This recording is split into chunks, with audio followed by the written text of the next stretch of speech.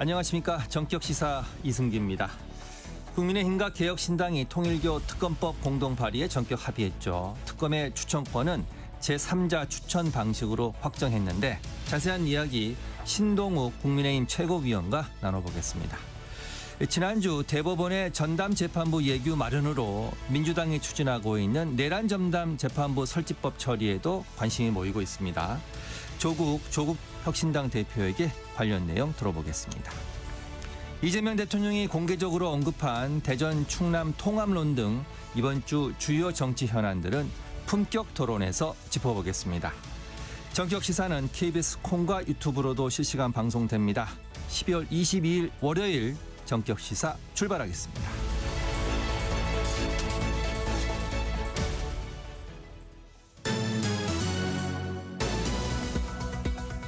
자, 뉴스 브리핑 가볼까요? 한국경제신문의 최영찬 기자 나와 있습니다. 어서 오세요. 안녕하십니까. 서버 해킹으로 2,300만 명의 개인정보가 유출된 SK텔레콤 지난 4월입니다. 자, 소비자 당국이 1인당 10만 원씩 보상하라 이렇게 결정을 했죠. 예, 그때 이제 지난 4월에 이 SK텔레콤 회원 유심 정보가 유출돼서 막 유심 대란까지 일어났었는데요. 이 때문에 지난 5월에 SK텔레콤 해킹 피해자 58명이 이 소비자 분쟁 조정위원회에 집단 분쟁 조정을 신청했습니다. 세 차례 정도 회의를 거쳐서 이 소비자 분쟁 조정위가 이 개인정보가 유출돼 소비자 피해가 발생했다며 피해 회복을 위해 SK텔레콤의 보상 책임이 있다고 판단을 했습니다. 이에 따라 신청인에게 1인당 5만 원의 통신요금 할인과 또 빵집이나 편의점 같은 그 제휴 매장에서 쓸 수 있는 멤버십 포인트 5만 점을 또 지급하라는 이 보상 조정안을 결정했습니다. 다만 이 요금 할인에는 그 SK텔레콤이 지난 8월에 그 고객 감사 패키지 50% 할인을 시행했었는데 이게 이제 여기에 포함이 됩니다. 그래서 이제 위원회는 SK텔레콤이 조정 결정을 수락할 경우 모든 피해자에게 동일한 보상이 이루어지도록 절차를 진행할 예정인데 이 보상 규모만 해도 한 2조 3천억 원에 이를 것으로 지금 전망이 나오고 있습니다. 자, 2조 원이 넘으면 기업 입장에서 좀 부담이 될 것 같은데 SK텔레콤이 이 조정안을 받아들일까요? 아직까지 지금 공식 입장은 좀 검토 후 수용 여부를 신중히 결정하겠다는 건데요. 일단 이 결정문을 받은 날부터 이 15일 안에 조정안을 받아들일지 선택해야 합니다. 만약 받아들인다면 재판상 화해 결정과 동일한 효력이 생깁니다. 다만 이 SK텔레콤 안팎에서는 좀 비용 부담이 막대한 만큼 이번 조정안을 받아들이기 어렵다 이런 전망도 나오고 있거든요. SK텔레콤은 이번 해킹 사태로 이미 1조 원 이상의 이 고객 보상 및 정보 보호 투자 비용을 지출했고 또 개인정보보호위원회로부터 또 1,448억 원의 과징금 부과받았다 이런 입장입니다. 1,348억 원입니다. 알겠습니다. 자, 쿠팡 얘기 좀 해보죠. 개인정보 유출 사태를 일으킨 또 다른 기업인데 미국에서도 집단 소송을 당했습니다. 네네. 지금 이 쿠팡이요, 그 국내 주식 시장에는 상장돼 있지 않고 뉴욕 증시에 상장이 돼 있거든요. 쿠팡 모회사 이제 쿠팡 INC인데 이 회사를 상대로 한 집단 소송이 미국 캘리포니아주 북부연방법원에 접수가 됐습니다. 이번 소송은 개인정보 유출 피해자들이 아닌 쿠팡 주주들이 낸 거고요. 이 미국 쿠팡 INC의 주주들은 한국 역사상 최대 규모의 이 개인정보 유출 사고에도 이 쿠팡이라는 회사가 공시 의무를 지키지 않아서 자신들이 손해를 봤다 이런 건데 이 때문에 김범석 의장 등을 상대로 집단 소송을 제기했습니다. 지난 17일에 국회 청문회에서 이 로저스 쿠팡 임시대표가 공시할 의무가 없었다 하면서도 이 늑장 공시도 문제될 게 없다 이렇게 설명을 했는데 반면에 이거에 대해서 이제 미국에서 주주 소송에 맞닥뜨리게 된 겁니다. 미국 주주들은 또 부적절한 사이버 보안 조치로 쿠팡에 대한 규제 위험이 중대하게 커졌다고 지적했습니다. 이번 소송은 증권 전문 로펌들이 법률 대리에 나섰는데 올해 8월 6일부터 12월 16일까지 쿠팡 주식을 가진 주주라면 누구나 참여할 수 있도록도 신청을 받고 있습니다. 자, 최근에 정치권과 문화계에서 쿠팡 탈퇴 인증 행렬이 이어지고 있습니다. 일단 조국 혁신당 이 조국 대표 자신의 소셜 미디어에 쿠팡을 탈퇴했다, 탈팡했다 이렇게 말을 하는데 탈팡했다고 했고요. 쿠팡이 책임을 인정하고 대책을 마련하면 이 재가입을 고려할 것입니다라고 내용의 글을 올렸고요. 국회 과방위원장인 최민희 민주당 의원도 자신의 쿠팡 탈퇴 소식을 알렸습니다. 앞서 배우 김의성, 문성근 또 작곡가 윤일상 등 이 문학의 진보적 인사들도 앞다퉈 쿠팡 탈퇴 인증 글을 SNS에 게시했고요. 여권에선 지금 전방위 압박이 벌어지고 있는데 이 주병기 공정거래위원장이 개인정보 유출 사건과 관련해 지난 19일에도 이 영업정지 처분을 할 가능성 열어놓고 있다고 말했습니다. 예. 어제 고위 당정협의회가 열렸는데 부동산 대책 관련한 논의가 있었다면서요? 예, 정부와 여당이 그 10월에 11호, 10월 15일 부동산 대책 나왔었죠. 이 고강도 규제였는데 이 주택 공급 방안에 대해서 논의할 이 논의를 마무리한 중에 있다. 이렇게 또 지금 어제 민주당 박수현 수석 대변인이 밝혔습니다. 1월 중에 원래 발표할 가능성이 지금 거론이 되는데 예. 사실은 당초 예상됐던 게 연말이었거든요. 예. 연말보다는 발표 시점이 좀 늦어진 겁니다. 이 박수석 대변인은 지방자치단체장들과의 협의 등 필요한 부분이 있으며 또 상당 부분 진행됐지만 아직 마무리하지 못한 일부 부분이 진행 중이라고 설명했습니다. 제가 조금 더 취재한 걸 부연하자면은 예. 광역단체 특히 이제 서울시 같은 곳들이 어쨌든 이 단체장이 국민의힘 소속이지 않습니까? 이 협조가 원활하지 않다. 이게 지금 여권 관계자들의 설명이고요. 예. 뭐 용산 정비창 이런 것에 대해서 이제 공급 규모에 좀 차이가 있습니다. 어쨌든 이 공급 대책 발표 시점 등을 종합적으로 판단하고 있다. 이렇게 밝혔습니다. 협의가 좀 필요한 부분이 있으니까 1월 중에 발표할 거다. 이런 내용인 것 같네요. 네. 자, 어제 고위 당정협의회에서는 석유화학 철강산업 구조 개편 또 이에 따른 지역 경제 충격 최소화 방안도 오갔다면서요? 예, 지금 석유화학 산업과 이 철강 산업 굉장히 심각합니다. 이 중국발 저가 공세 등의 이유로 구조적인 어려움이 직면을 해 있는데요. 예. 이 석유화학 분야에 대해서 정부는 기업들이 최종 사업 재편 계획을 제출하면 이를 심의한 다음에 이 승인 시 이 프로젝트별 지원 패키지를 발표할 계획입니다. 철강 분야에서는 설비 합리화가 시급한 철근 분야를 중심으로 좀 감축 계획을 구체화 나갈 계획이고요. 예. 정부는 산업위기 지역 전용 지원 사업 규모를 2025년 52억 원에서 2026년 247억 원으로 또 확대할 계획도 발표했습니다. 예. 통일교 특검법 관련 내용 좀 짚어보겠습니다. 국민의힘과 개혁신당이 전격 합의했는데 내용부터 좀 설명해 주시죠. 예, 지금 이제 송원석 국민의힘 원내대표와 천하람 국민의힘 원내대표가 주말 어제도 이 1시간 동안 이어진 오찬 회동했습니다. 이른바 통일교 게이트 특검법 합의점을 찾았는데 먼저 특검 추천권은 국민의힘이 주장한 제3자 추천 방식을 수용하기로 했고 예. 특검 수사 범위는 개혁신당 요구를 받아들여 통일교 게이트에 우선 집중하되 민중기 특검에 통일교 수사 은폐 의혹까지 포함하는 것으로 뜻을 모았습니다. 양당은 이 국민의 명령이라면서 이르면 오늘 특검 법안을 공동 발의할 계획입니다. 자, 민주당은 여전히 수용 불가능한 입장이죠? 그렇습니다. 민주당은 통일교 특검 수용 불가 입장을 분명히 했습니다. 일단은 경찰 수사 결과를 지켜보는 게 먼저다 이런 입장이고요. 예. 이 새로운 사실이 드러나지 않는 한 특검 주장은 정쟁일 뿐이라는 주장입니다. 대신 민주당은 오늘부터 다시 쟁점 법안들의 본회의 강행 처리를 예고했는데 예. 연말 전국 주도권 사수에 나선 겁니다. 특히 지금 대법원이 내란 전담 재판부 관련 예규를 지금 이제 만들겠다고 한 상황인데 이럼에도 불구하고 어쨌든 예규와 관계없이 연내 내란 전담 재판부 설치법 처리에 당력을 집중하겠다 이런 계획이고요. 국민의힘이 이제 이거에 대해서 명백한 위헌이다 이렇게 주장을 하고 있지만 어쨌든 지금 그럼에도 강행 처리를 할 예정이라 결국 필리버스터를 진행할 예정인데 국민의힘이요. 예. 오늘부터 4일간 연속 본회의에서 여야가 거세게 충돌할 것으로 보입니다.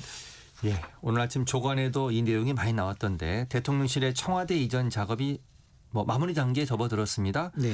오늘부터 언론 브리핑이 청와대 춘추관에서 진행된다고 하죠? 네, 대통령실 출입 기자들 오늘부터 종로구 청와대로 출근하고 있습니다. 예. 본격적인 이사 작업은 지난 8일부터 시작됐는데요. 이 주요 수석들과 비서관실은 이미 이전을 마치고 청와대에서 업무를 보고 있습니다.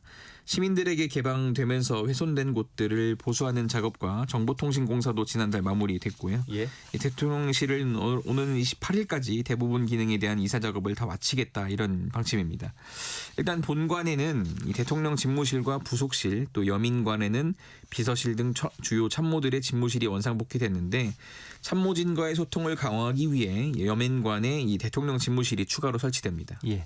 한국 경찰이 캄보디아 경찰과 공조해서 베트남 캄보디아 국경지대 인근의 범죄 단지에서 한국인 피싱 범죄 피의자 수십 명을 검거하고 감금된 한국인도 구출했다. 이 소식이 있습니다. 예, 경찰청에 따르면은 이 한국과 캄보디아 경찰이 공조한 코리아 전담반이라고 있습니다. 지난 18일에 캄보디아 몬둘키리 범죄단지에서 한국인 26명을 검거했습니다. 네.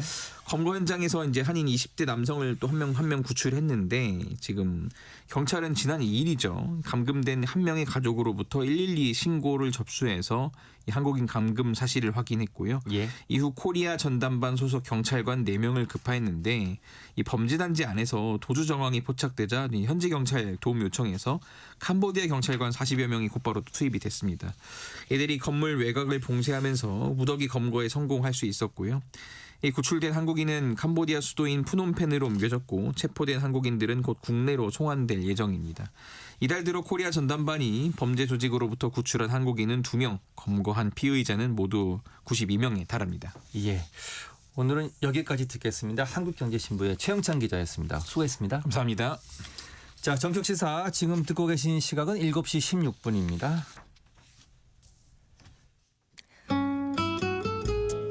네, 이 시각 출근길 교통정보입니다. 수도권을 중심으로 월요일 출근 정체가 빠르게 늘고 있습니다.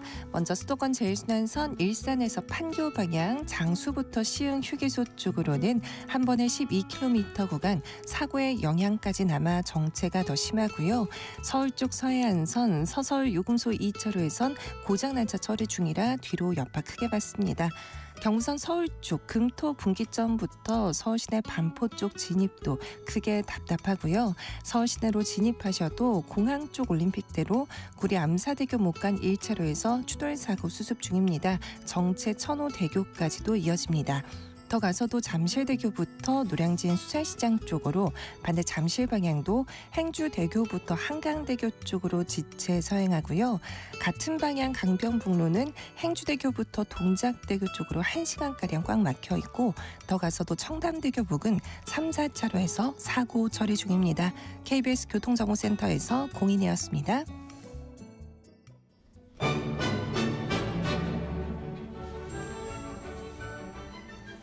자, 이 시각 증시 따라잡기 채슬리 투자자문의 조재환 팀장 나와 있습니다. 어서 오세요. 예, 안녕하세요. 자, 지난주 금요일 마감한 미국 시장부터 좀 보겠습니다. 3대 지수가 모두 올랐는데 거래량이 급증했더군요. 예, 맞습니다. 지난주 마지막 영업일에 미국 증시의 거래량이 급증했습니다. 예.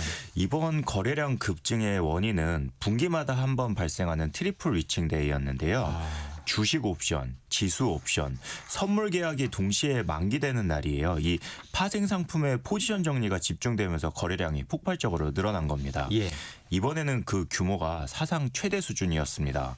이 미국 증시에서 하루 동안 260억 주 이상이 거래되면서 12개월 평균 대비해서 약 50% 높은 수준을 기록을 했습니다. 예.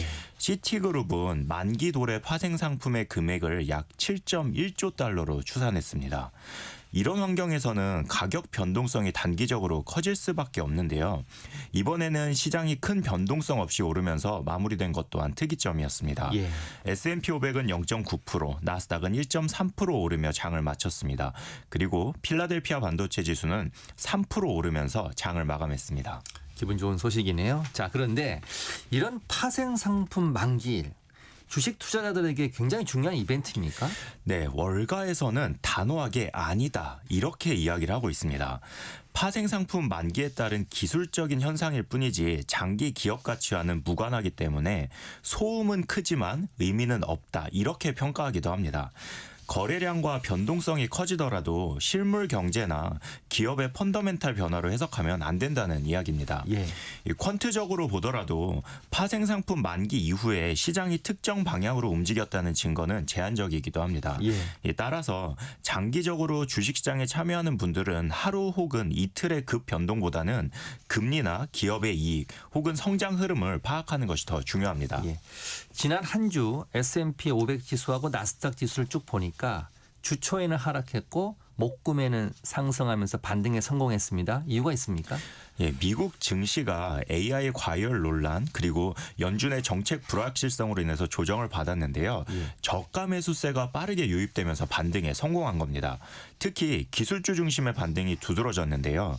엔비디아가 대형 기술주 상승을 주도했고요. 오라클은 하루 만에 6% 이상 급등하기도 했습니다. S&P 500은 이틀 연속 상승하면서 주간 낙폭을 모두 만회했습니다. 투자자들이 AI 투자 축소보다는 속도 조절로 인식했기 때문이라고 생각을 합니다. 예.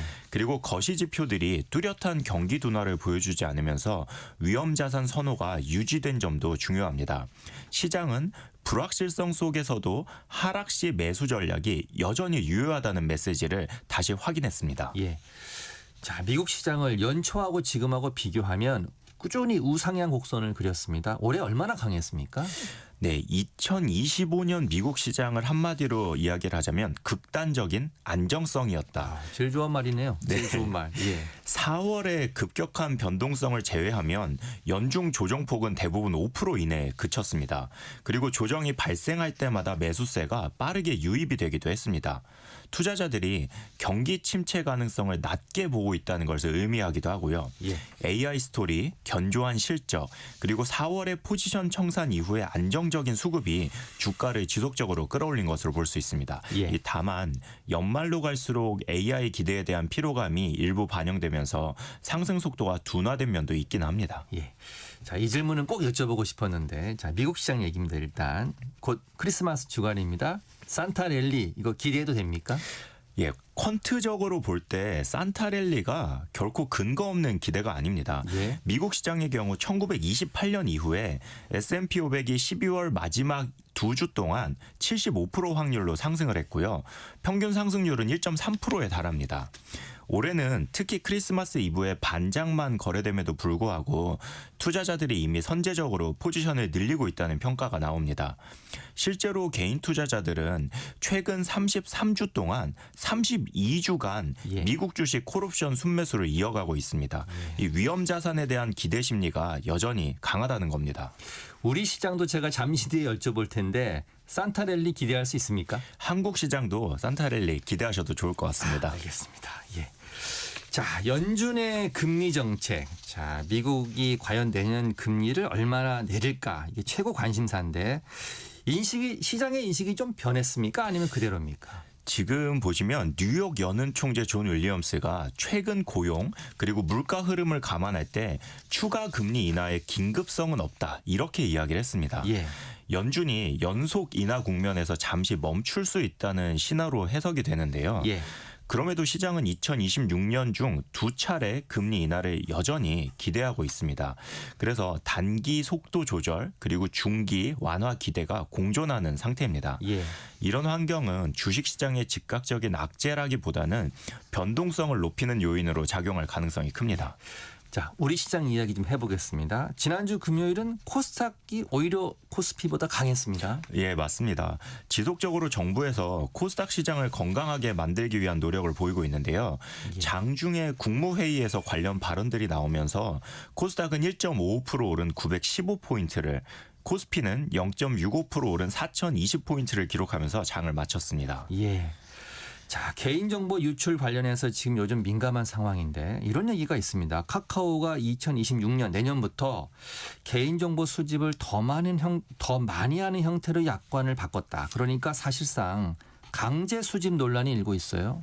예, 맞습니다. 우선 적용 시기부터 말씀을 드리면 예. 2026년 2월 4일입니다. 2월 4일. 네, 변경된 약관을 살펴보면 카카오가 SNS나 게시판 서비스, 온라인 콘텐츠 제공 서비스 등 다양한 서비스에서 이용자들의 이용 기록과 이용 패턴을 수집한다는 내용입니다. 예. 이 이용 약관에 만약 동의하지 않으면 서비스를 사용하지 못하는 건데요.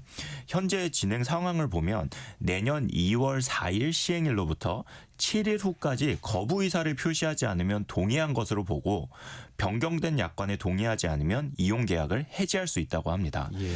이 서비스 이용자를 위해서 서비스 개선이나 발전을 위해서 필요한 것이라고 이야기는 하는데요. 앞으로 어떻게 진행될지 지켜봐야 할 것 같습니다. 예.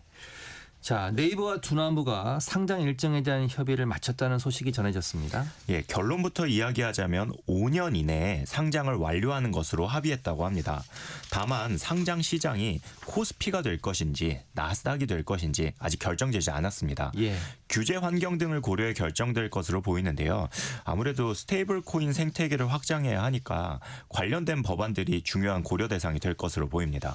자, 지금 주식시장이 호재가 되고 있는 것 같은데 국무회의에서 한중 정상회담을 시사하는 내용이 좀 나오고 있는 것 같습니다. 네, 이재명 대통령 그리고 시진핑 국가주석 간의 두 번째 정상회담 개최가 임박했다는 해석을 할 수 있는 발언들이 나왔습니다. 예. 그래서 관련해서 주가들이 좀 반응을 하고 있는데요. 한일령 이후에 중국에서 일본으로의 여행객은 줄고 있고 우리나라로 들어오는 중국 관광객들이 늘어나고 있는 상황에서 관련 주가들의 움직임도 보이고 있고요. 예. 그리고 중국에서의 K-팝 콘서트가 실체화될 수 있는 부분도 기대감이 생기고 있는 상황입니다. 예. 오늘 반도체 주식이 좀 관심이 집중되고 있는데 삼성전자, SK하이닉스, 마이크론이 계속해서 반도체 생산 능력을 늘리겠다 이런 소식도 있어요. 예, 메모리 3사 간의 생산 능력을 늘리기 위한 경쟁이 본격화되고 있습니다. 내년에 엔비디아향 HBM 납품을 기존 SK하이닉스가 점유하고 있던 것 이외에 삼성전자가 30%, 마이크론이 10% 수준을 하게 될 것이라고 전망하고 있는데요.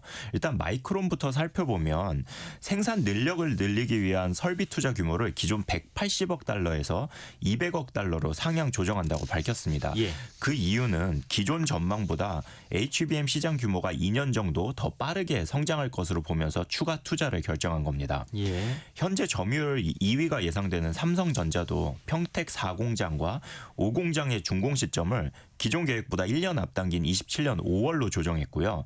360조 원을 투자해서 용인에 2031년까지 총 6개의 팹을 완공할 계획이라고 합니다. 예. 마지막으로 하이닉스는 2027년 5월이 되면 웨이퍼 생산 능력을 현재 월 50만 장 수준에서 70만 장까지 끌어올릴 수 있을 것이라고 합니다. 예. 오늘 우리 주식시장 상승 출발할까요? 예, 코스피 야간 선물이 1.45% 오르면서 끝났습니다. 예. 말씀하신 대로 산타랠리에 대한 기대를 하셔도 좋겠습니다. 예. 다만 포드바 락제로 인해서 2차 전지 섹터가 연일 약세를 면하지 못하고 있어서 관련 주식들에 투자하신 분들은 지속적인 모니터링이 필요할 것으로 보입니다. 그리고 지난 금요일 코스피가 음봉으로 끝나면서 아쉬움은 좀 남겼는데요. 그래도 장 후반으로 갈수록 상승 추세를 보인 것이 오늘 우리 시장에 긍정적인 영향을 미칠 것으로 보입니다. 지금 국제 금값이 신고가를 경신하고 있는데 백금값도 큰 폭의 오름세를 보였네요. 예, 국제 금값이 온스당 4,340달러, 백금값이 온스당 1,971달러를 기록하고 있습니다. 금값이 25년 한 해에 65.3% 오르고 있는 와중에 백금값이 17년 만에 최고치를 기록했습니다. 공급 긴축이 지속되고 있는 것이 원인인데요. 올해만 2배 이상 가격이 오른 겁니다. 만약 현재 추세가 유지될 경우에 1987년 이후 최대 연간 상승폭을 기록할 것으로 전망됩니다. 자, 우리 주식시장의 최대 악재 환율 정부 고민이 큽니다. 1,480원을 넘어섰다면서요? 네, 환율이 0.3% 오르면서 1,481원을 기록했습니다. 관세 충격이 있던 4월 8일 1,486원을 기록한 이후 최고치인데요. 예. 한국은행이 임시금융통화위원회를 열고서 금융기관이 한국은행에 예치한 외화 지준에 대한 한시적 이자 지급을 의결했습니다. 이렇게 되면 해외 운용 대비에 높은 이자 수익률을 제시를 하고 외화자금 유입을 기대할 수 있게 됩니다. 금융기관의 외화자금 해외 이탈을 방지할 수도 있고요. 예. 그리고 향후 예상되는 국민연금의 대규모 외환 수화풀을 대비한 수급 개선 효과까지 기대하는 것으로 보입니다. 자, 오늘 말씀은 여기까지 듣겠습니다. 최슬리 투자자문의 조재환 팀장 함께했습니다. 고맙습니다. 예, 감사합니다. 자, 정격시사 지금 듣고 계신 시각은 7시 28분입니다. 이어서 날씨 정보 전해드리겠습니다.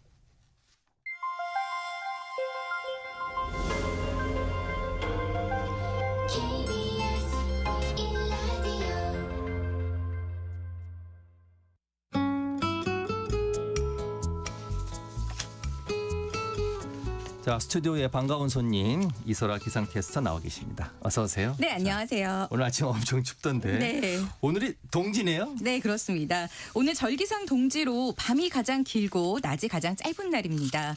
이 동지가 지나면 하루하루 해가 조금씩 길어지기 때문에 예로부터 동지는 해가 다시 살아나는 날로 여겨져 작은 설이라고도 했습니다. 예. 그래서 동지 팥죽을 먹어야 진짜 나이를 한 살 더 먹는다고도 했는데요. 올해 동짓날은 좀 다릅니다. 올해 동지는 음력 11월 10일 안에 드는 애동지로 팥죽 대신에 팥떡을 먹는 날이라고 합니다. 예. 동지여서 그런지 오늘 아침이 좀 굉장히 춥고 네. 한파특보가 내려진 것도 있죠. 네, 한파특보가 내려진 일부 경상도 내륙 지역은 오늘 아침 기온이 어제보다 10도 이상 낮아 춥습니다. 그 밖의 지역도 강원도 횡성군 강림면 영하 13도, 경북 봉화가 영하 11.3, 충북 제천 영하 10.5, 경남 거창이 영하 10.4, 서울은 영하 5.7도까지 곤두박질했는데요. 예. 이번 추위는 아침까지 이어진 뒤 낮부터 점차 누그러지겠습니다. 오늘 낮 기온은 서울이 영상 4도, 대전과 전주가 7, 강릉과 대구가 8도로 어제보다 1도에서 5도 정도 높겠습니다. 자, 그런데 내일은 또 비 소식이 있습니다. 네, 오늘은 전국이 대체로 맑겠지만 내일 오후부터 크리스마스 이브인 모레 아침 사이 전국 곳곳에 비가 올 것으로 보입니다. 내일은 오후부터 수도권과 강원 내륙, 충청과 전라도, 제주도에 비가 오기 시작해 밤에는 전국 대부분 지역으로 비가 확대되겠습니다. 비는 모레 아침에 대부분 그치겠지만 제주도는 모레 오후까지 이어지는 곳이 있겠습니다. 내리는 비의 양은 많지 않겠고요. 기온이 낮은 강원 산지에는 1cm 안팎의 눈이 내려 쌓이겠습니다. 예. 올해는 화이트 크리스마스를 기대하기는 어렵겠습니다. 성탄절 당일인 목요일은 전국적으로 눈 소식 없이 맑은 날씨가 예상됩니다. 그리고 금요일부터는 서울의 아침 기온이 영하 9도까지 뚝 떨어지면서 매서운 추위가 찾아오겠습니다. 주 후반에는 낮 기온도 영하권에 머물러 종일 추위가 기승을 부리겠습니다. 화이트 크리스마스를 보기 어렵다고 하니까 네. 좀 아쉽네요. 네. 자, 날씨 이설아 기상캐스터였습니다. 잠시 후에 전격 인터뷰로 돌아오겠습니다.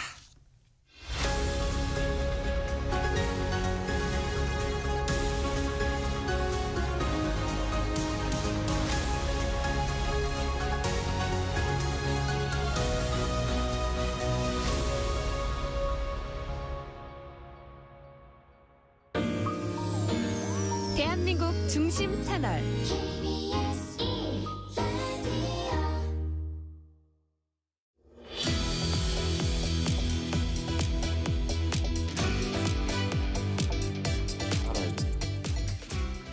자, 정적 인터뷰 국민의힘 신동욱 최고위원과 통일교 특검법 그리고 당 상황 등에 대해서 말씀 나눠보겠습니다. 어서 오십시오. 예, 반갑습니다.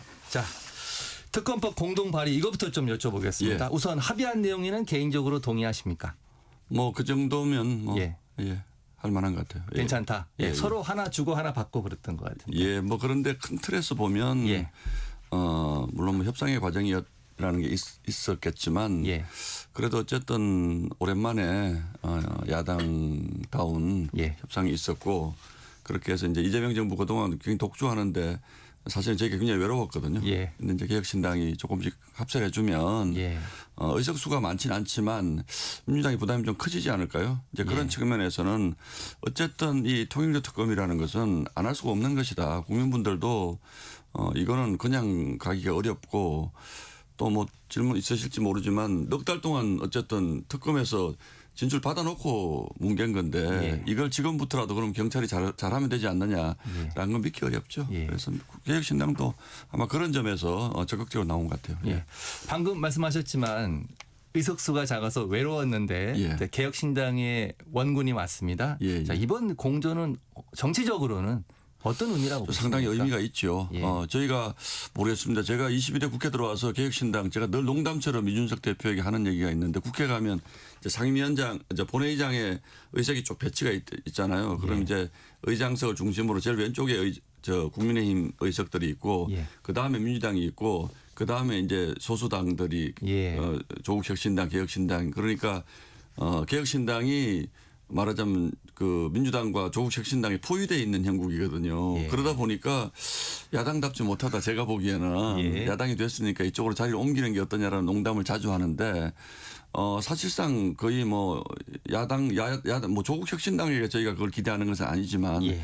조국혁신당은 오히려 민주당보다도 더 민주당스럽게 하기 때문에 기대 안 하지만 그렇다면 뭡니까 개혁신당 입장에서도 본인들이 뭔가 적극적인 야당 역할을 하는 것이 정치적 레버리지가 커지는 건데 예. 제가 보기에는 의외로 잘 안 하는 것 같아요. 이번에 좀 의외로? 적극적으로 나서서 고마운 마음을 가지고 있습니다. 반가운 마음을 가지고 있습니다. 자, 고맙고 반갑다 예, 예. 이렇게 말씀하셨는데 앞으로도 아마 뭐 여러 가지 현안들에 대해서 예. 이제 우리는 가장 큰 것이 이재명 정부의 국회 독재라든지 입법 폭주라든지 이런 것들을 막는 것이 예. 가장 중요한 과제라고 저는 생각을 하거든요. 예. 그런데 개혁신당이 저렇게 있으면 안 되죠. 그러니까 저희도 못지않게 예. 열심히 같이 투쟁해 주기를 바라고 있습니다. 예. 자, 그러면 조금 더 범위를 넓혀서 6.3 지방선거까지 공동 전선을 형성할 수 있는 가능성은 좀 어떻게 보십니까? 물론입니다. 저는 그 협상을 해 나가야 된다고 생각을 하고 예. 아까 말씀드린 것처럼 개혁신당의 당세가 어떻고 지지율이 어떻고 이런 문제를 떠나서 예. 국민들에게 보여주는 이미지가 굉장히 중요하다라고 생각을 하거든요. 예. 그러면 지금 이재명 정부를 이대로 둬서는 안 된다라고 하는 어떤 상징적 모양새를 보이기 위해서라도 예. 어쨌든 반 이재명 어떤 연대랄까 뭐 이런 부분들이 국민들에게도 굉장히 그 어떤 뭐 효과가 있을 것이다 이렇게 보기 때문에 저희도 그렇지만 개혁신당 입장에서도 아마 이준석 대표도 그렇고 천하람 원내대표도 그렇고 예. 민주당의 이런 입법 폭주가 얼마나 심각한 문제인지를 국회에서 다 잘 지켜본 사람들이거든요. 밖에서 예. 보는 거 달리 예. 보는 것보다 훨씬 더 심각하기 때문에 저는 뭐 그 부분에 대해서 선거를 통한 어쩌면 이재명 정부의 견제라든지 이것도 같은 맥락이라고 보기 때문에 예. 저는 뭐 틀림없이 좋은 대화가 있을 거다 그렇게 생각하고 있습니다. 통일교 특검법은 사실 민주당의 협조 없이는 국회 통과가 사실상 어렵습니다. 자, 보관이 좀 있으신가요? 근데 제가 늘 하는 얘기지만 의석수가 안 되면 예. 보관이라는 게 있을 수가 없습니다. 저희가 뭐 물론 뭐 상당한 수준의 대여 투쟁도 할 수 있고 또 장외 투쟁도 하고 이제 이렇게 하지만 예. 이 부분만큼은 저는 좀 국민들이 도와주시지 않을까라는 여론에 호소한다. 여론이 뭐 오늘 필리버스터도 하고 하면서도 이제 그런 얘기들 저희가 많이 할 생각이지만 저는 국민들이 좀 도와주시지 않을까 하는 생각이 있고 예. 어제 민주당의 반응이 좀 예민하게 보면 예. 뭐 현재로서는 안 받겠다 이런 표현들을 현재로서는 있나요? 하여튼 예전처럼 예. 터무니없는 소리라든지 예. 이런 반응은 아닌 것 같아요. 그 조금 누그러진 반응이라고 보시는군요. 예, 여론의 추이를 예. 민주당도 지켜볼 것이고 또 하나 중요한 문제는 어제 협상에서 그런 게 있었습니다만 우리가 무슨 민주당의 잘못만을 파헤치자는 게 아니잖아요. 예. 우리 당에도 그런 것이 있다면 여야 가리지 말고 정치권 전체에 어쨌든 특정 종교 세력이 들어와서 그 문제가 로비를 로비. 했다거나 또는 뭐 국가 운영에 종교가 너무 깊게 개입을 했다라든지 이런 부분이 있으면 이번 기회에 한번 다 밝혀보자라고 하는 것인데 예. 저희가 민주당만 타겟으로 하겠다는 것도 아닌데 민주당이 이거 안 하겠다 그러면 국민들이 이상하다고 생각하지 않겠습니까? 예. 그래서 거부하는 자가 범인이다. 예, 본인 특검을 거부하는 자가 범인이다. 본인들이 한 얘기죠. 예. 예. 자, 이 질문은 잠시 뒤에 조국 혁신당 대표가 나오시기 때문에 제가 여쭤보는 건데. 예. 조국 대표가 나오십니까? 예, 오늘? 오늘 8시에 예. 나오시는데요. 정확히 제가 좀 질문 드리겠습니다. 예.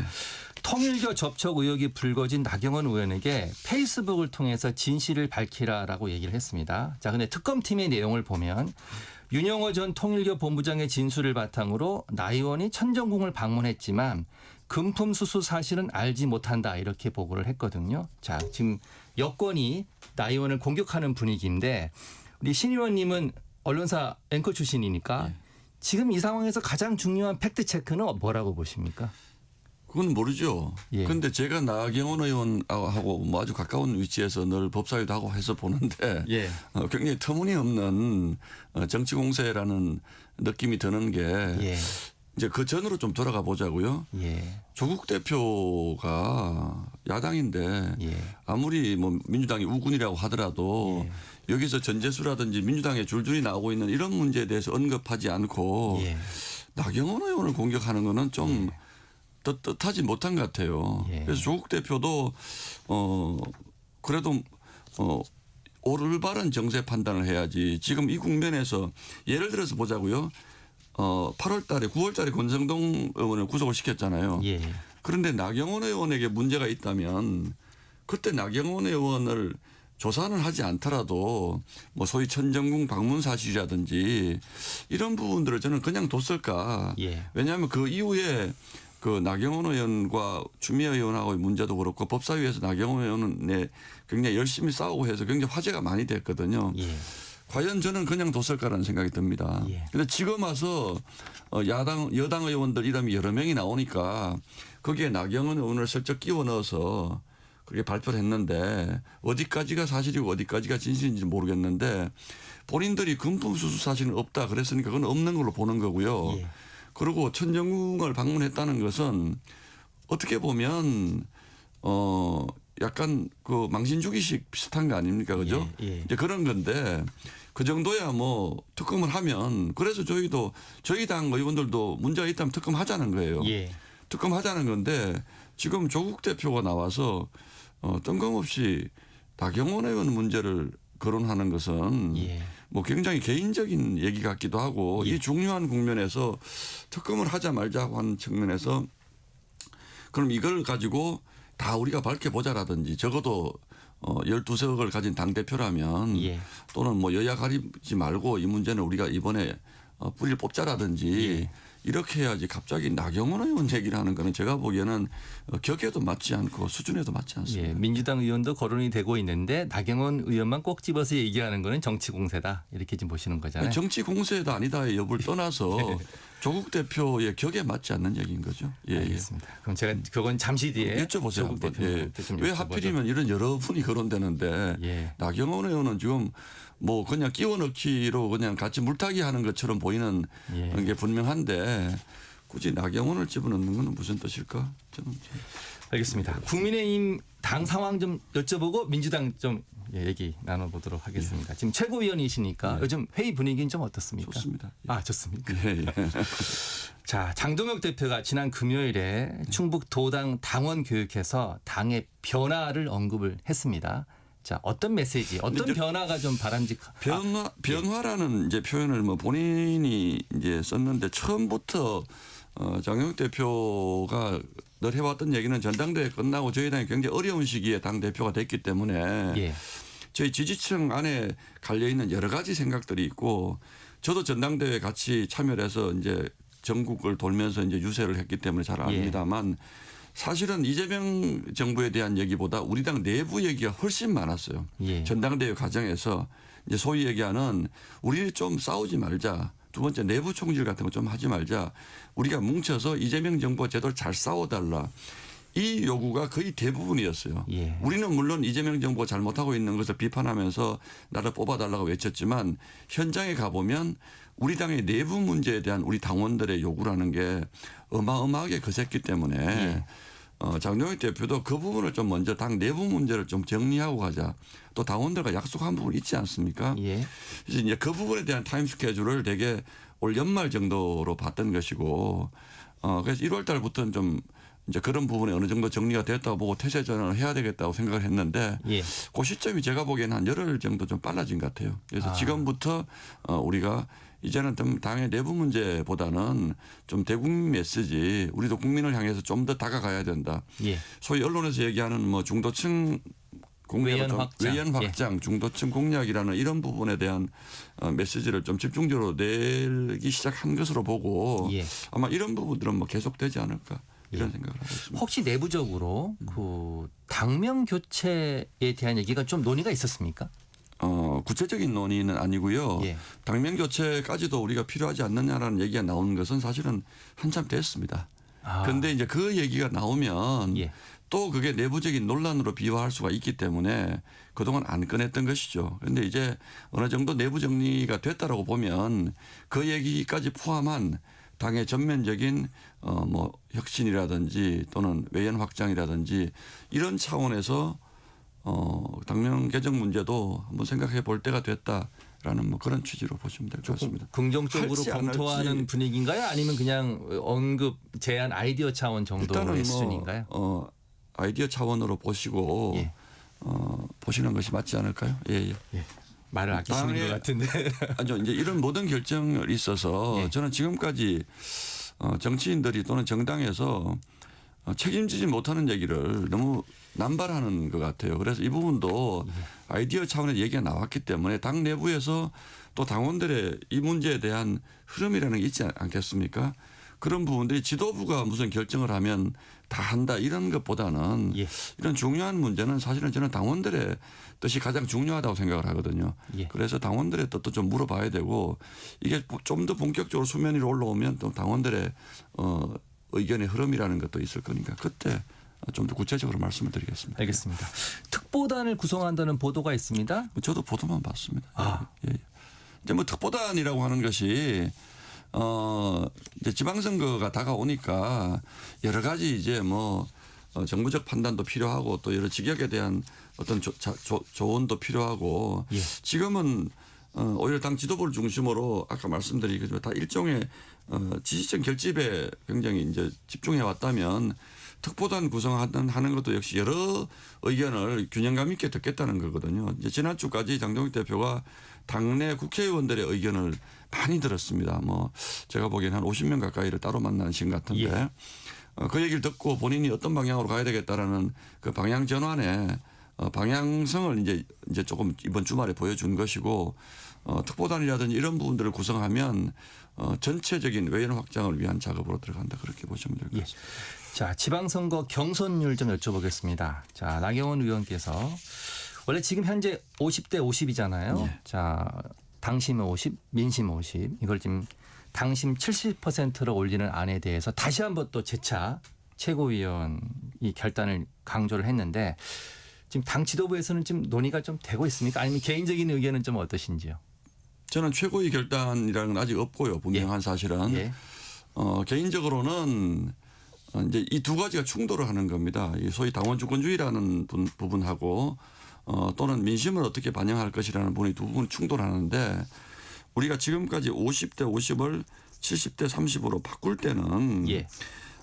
아까 말씀드린 것처럼 당 차원에 우리가 바꾸겠다는 결정이 먼저 있어야 되는 거거든요. 그런데 바꾸겠다는 결정은 다른 차원의 문제인데 소위 지방선거 기획단에서 당원들의 뜻을 존중해서 이렇게 해보면 어떻겠느냐고 아이디어를 낸 겁니다, 지금. 예. 그렇기 때문에 이거는 뭐 나경원 의원님이 이제 기획단장이기 때문에 본인이 낸 아이디어이기 때문에 본인은 나는 당원들에게 좀 더 많은 그 권한을 좀 권한을 예. 주는 것이 좋다라고 이제 말씀을 하신 건데 예. 이걸 그러면 바꾸겠다는 최고위의 일종의 컨센서스가 있느냐는 것은 별개의 문제입니다. 제가 예. 아직까지 그 단계에 이르지 못했다고 저는 보고 있습니다. 예. 왜냐하면 이 50대 50이라는 문제는 과거의 경우를 보면요. 50대 50으로 하던 50대 50으로 했을 경우에 당원 50과 일반인 역차별을 배제한 50에 예. 숫자상으로 큰 차이가 나지 않는 차이가 경우가 없다. 많이 있습니다. 예. 이건 단지 국민들에게 주는 메시지인데 그럼 우리가 그 메시지를 바꿀 때 왜 바꾸는지에 대한 명쾌한 설명이 있어야 되는 것이거든요. 그 부분에 대한 일종의 컨센서스가 아직 마련되어 있지 않기 때문에 이건 일종의 지방선거 기획단 차원의 생각이다. 그렇게 보시면 좀 더 논의가 필요하다. 저는 이 필요하다고 말씀이시죠. 보고 있습니다. 자, 민주당 얘기 좀 여쭤보겠습니다. 예. 오늘 사실 당초 허위정보 근절법을 먼저 상정하려다가 지금 바꿨습니다. 내란 전담 재판부법을 우선 처리하겠다. 저희는 허위정보 건절법이라고 생각하지 않고요. 예. 국민 입틀막법이라고 생각을 합니다. 예. 왜냐하면 짧게만 말씀을 드리면 결국 허위정보라는 게 이제 언론사가 가장 예민할 수밖에 없는 것인데 기자도 뭐 우리 이승기 앵커도 오래 취재를 했기 때문에 예. 이게 진짜인지 가짜인지가 불명한 상태에서 보도를 내는 경우가 굉장히 많지 않습니까? 예. 근데 정부에서 기분 나쁘다 권력을 가진 쪽을 얘기하는 겁니다. 이런 경우에는 대개 권력을 가진 사람들이 기분 나쁘다고 너 그거 허위 정보라는 거 알면서 보도했지라고 법원에 제소라고 이렇게 되면 예. 제대로 된 보도가 있을 수 없다. 저는 언론인 출신이기 때문에 알고 있습니다. 그런 거 한두 번만 당하면 100% 확실하지 않으면 보도 못 냅니다. 좀 위축되죠. 위축되죠. 그걸 누가 입증을 합니까? 네 내심으로 악의를 가지고 이렇게 한 건지 아니면 정말로 완벽하게 나는 이게 맞다라고 생각하고 한 건지. 그래서 사실은 미국이라든지 자유세계에서도 이런 식의 법은 자의적으로 허위 정보를 누군가가 판단하게 하는 것 이거는 굉장히 위험한 법이라고 다 규정을 하는 것이거든요. 예. 그렇기 때문에 정말 100% 허위 정보를 처벌하겠다고 하면 누가 그걸 반대를 하겠습니까? 예. 그런데 100% 허위라는 것을 누가 판단할 것인가라는 질문에 다다르면 예. 함부로 할 수 없는 법입니다. 그렇기 예. 때문에 왜 민주당이 이런 법을 소위 민주좋아하는 민주당이 이런 법을 이렇게 막 밀어붙이는지 저는 이해할 수가 없고 예. 그 법안을 보면 독소 조항이 굉장히 많은데 예. 핵심적인 것은 허위의 판단을 누가 하느냐 하는 것이죠. 예. 그래서 이게 굉장히 위험한 법입니다. 그래서 이거는 저희가 수용하기 어렵습니다. 예. 자, 지금 수정하는 것 때문에 지금 오늘 상정하지 않고 또 내란 전담 재판부법을 먼저 상정하겠다고 하는데 지금 이게 법안을 올려놓고 법사위를 통과하면 다시 수정하고 이게 지금 연속으로 반복되고 있습니다. 민주당의 이런 과정에 대해서 어떻게 좀 보시나요? 굉장히 이상한 사람들이죠. 예. 법안을 올리기 전에 그걸 완벽하게 그런 위헌 요소라든지 또는 뭐 국민의 기본권 침해라든지 이런 부분들 또는 다른 법과의 관련성이 없는 것인지를 공청회라든지 특히 이런 법들 같은 경우에는 또 예. 국민 여론을 충실히 수용해서 제대로 된 법안을 가지고 와도 법사위에서 또 논란을 벌이고 이제 이렇게 하는 거지 않습니까? 예. 지금까지 주요 쟁점 법안들을 가지고 보면 지금 소위 얘기하는 내란 전담 재판부 이것도 법사위에서 그냥 앉은 자리에서 고쳐오고 한 게 여러 가지가 있습니다. 예. 이런 법을 가지고 국민들을 설득을 할 수가 있습니까? 그러니까 제가 보기에는 민주당은 일종의 작전 같아요. 굉장히 터무니없는 법을 내놓고 여론을 한번 보고 여론이 막 여론이 이건 안 된다라고 얘기를 하면 아 그래요? 그러면 우리 이거 고쳐줄게요 해서 꼭 무슨 야당의 요구를 수용해 주는 것처럼 자꾸 민주당이 얘기를 하거든요. 예. 본회의까지 올라온 법을 또 수용을 해준 뭐 위헌 요소를 우리가 줄여줄게. 예. 애당초 그 당의 법률가들이 얼마나 많습니까? 애당초 위헌 요소가 있는 법안을 가지고 오지를 말아야죠. 예. 위헌 요소가 잔뜩 들어있는 법을 가지고 와서 그러면 우리가 고쳐줄게. 선심 쓰듯이 계속 이런단 말이에요. 민주당이. 예. 정말 나쁜 사람들인 거죠. 이렇게 하는 것은. 그래서 이렇게 하면 안 됩니다. 처음부터 제대로 된 법을 가지고 와서 그걸 가지고 법사위에서 토론을 하고 본회의에서 토론을 하고 그래도 안 되면 다시 후퇴해서 다시 처음부터 다시 논의를 해야지 찔끔찔끔 제가 그래서 참 표현이 적절치 모르겠는데 아니 누더기를 아무리 키워도 누더기인 거죠. 이제 그런 말씀을 드리는 겁니다. 예. 자, 질문 2개만 더 드리겠습니다. 제가 좀 목을 많이 써서 목소리가 시원치 예, 않아서 지금 목이 다 쉬셨네요. 애청자들분들 죄송합니다. 예. 자, 지금 이재명 대통령이 공개 언급했습니다. 대전 충남 행정통합론. 원래 국민의힘에서 먼저 제안을 한 건데요. 지금 일단 이 행정통합론 이거 찬성하십니까? 저는 개인적으로는요. 적답을 제가 안 하려고 하는 이유가 예. 대전 충청만 있는 것이 아니고 대구 경북 통합론도 있고 예. 뭐 부울경 통합론도 이미 있었고 해서 행정을 덩치를 줄여서 효율적으로 하자는 점에서 100% 공감합니다. 동의하고 예. 그 부분은 저희 당이 가지고 있는 소위 작은 행정부를 지향한다는 그런 정치 철학과도 부합하는 부분입니다. 예. 그런데 이게 그동안 아무 대답을 하지 않고 있다가 지방선거 앞두고 이제 이렇게 얘기를 하니까 예. 이 부분은 좀 더 민주당이 어떤 취지에서 이렇게 얘기를 하는 것인지 좀 자세히 살펴보고 나서 저희 당이 대답을 했으면 좋겠어요. 왜냐하면 이거는 누구보다도 중요한 것은 대전 충남 지역 주민들의 의견이 굉장히 중요한 것인데 과연 합쳤을 경우에 어떤 장점이 있고 어떤 단점이 있는 것인지 그 장단점에 뭘 바라보는 관점이 저희 당과 민주당이 어떻게 다른 것인지 이런 부분들을 좀 더 정밀하게 좀 쳐다볼 필요가 있습니다. 다만 행정 효율화를 위해서 주민들에게 많은 혜택을 주기 위해서 이걸 한다 그러면 저는 예. 찬성입니다. 예. 그러나 정치적인 목적으로 세종으로 수도 이전을 해서 충청도를 잡겠다라든지 예. 이런 식의 정치적인 의도에서 이걸 꺼낸 거라면 예. 그건 저희 당이 선뜻 동의하기는 어렵다. 좀 예. 자세히 좀 봤으면 좋겠다. 그런 생각이 듭니다. 30분이 훌쩍 갔습니다. 예, 목소리 관리 잘하시고요. 예, 예. 오늘 여기까지 듣겠습니다. 지금까지 국민의힘 신동욱 최고위원이었습니다. 고맙습니다. 예. 잠시 뒤에 품격 토론으로 돌아오겠습니다. 예, 감사합니다. 예.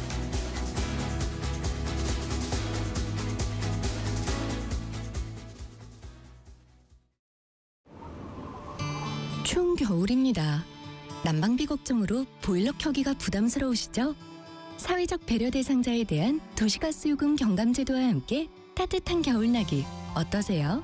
이 제도는 기초생활수급자, 차상위 계층, 중증 장애인, 다자녀 가구 등 사회적 배려 대상자가 주택용으로 사용한 도시가스 요금을 경감해드리는 생활안정 지원제도로 지원 금액은 대상에 따라 차등 지급됩니다. 따뜻한 올 겨울나기를 위해 지금 가까운 행정복지센터 또는 관할 도시가스사로 신청하세요. 이 캠페인은 산업통상부와 한국가스공사, 한국도시가스협회가 함께합니다. 엄마, 물이 안 나오는데? 요즘 비가 안 와서 그래. 아휴, 큰일이다. 뉴스 속 남의 이야기 같던 물 부족이 이제는 우리 집까지 영향을 줍니다. 물 부족 어떻게 해결하면 좋을까요? 바로 물 재이용입니다. 빗물은 모으고 우리가 사용한 물은 깨끗하게 정화해서 공업용수와 청소용수 등으로 다시 사용하는 것입니다. 물을 소중한 자원으로 다시 이용한다면 물 부족을 해결할 수 있습니다. 우리 주변에 늘 있지만 어떻게 관리하느냐에 따라 달라지는 소중한 물. 물 재이용에 대한 우리의 관심이 미래의 자원을 만듭니다. 이 캠페인은 기후에너지환경부와 한국환경공단이 함께합니다. 저출생과 경제 위축으로 작아지는 지역들, 숨막힐 만큼 밀려드는 수도권. 대한민국은 지금 국토 공간의 대전환이 필요합니다. 17개 시도를 수도권, 충청권, 광주, 전남, 대구, 경북, 부울경 5개 초광역권과 강원, 전북, 제주의 3개 특별자치도로 묶어 권역별 메가시티로 재편하는 5국 3특 국가균형 성장 전략. 지역에 산업이 자리 잡고 기업이 찾아오며 청년이 떠나지 않아도 되는 생활 공간이 만들어질 때 대한민국은 균형 성장으로 나아갈 수 있습니다. 5국 3특 국가균형 성장 전략. 지역의 성장이 곧 대한민국의 성장입니다. 대통령 직속 지방시대위원회.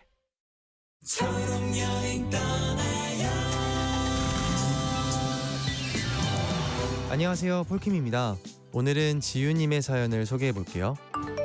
뇌병변 장애로 거동이 불편한 어머니는 사람 많은 곳에 가는 것을 어려워하셨습니다.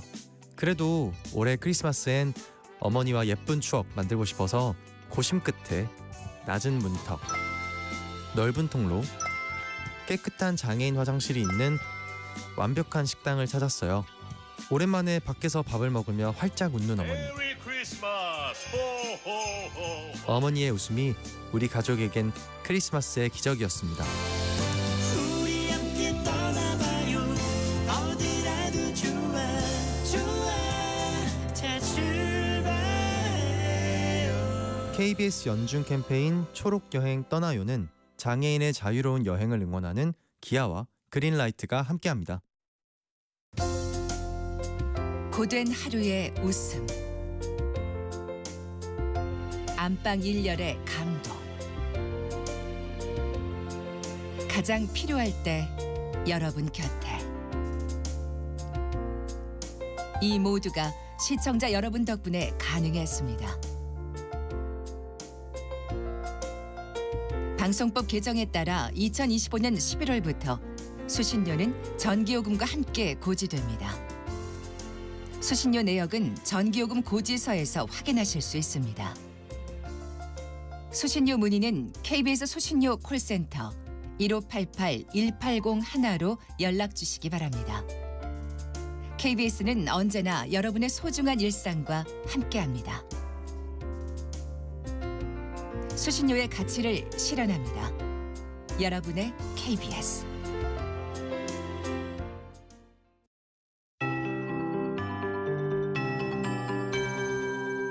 KBS 58분 날씨. 1년 중 밤의 길이가 가장 긴 절기 동지인 오늘 아침까지 추위가 이어지겠습니다.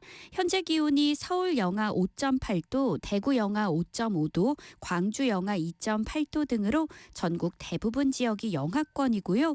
찬바람이 강하게 불고 있어서 체감 온도는 기온보다 더 떨어져 있습니다. 어제 아침보다는 2도에서 10도가량 낮고요. 경상남북도 곳곳에는 한파주의보도 발효 중입니다. 다행히 추위는 오늘 낮부터 빠르게 누그러지겠습니다.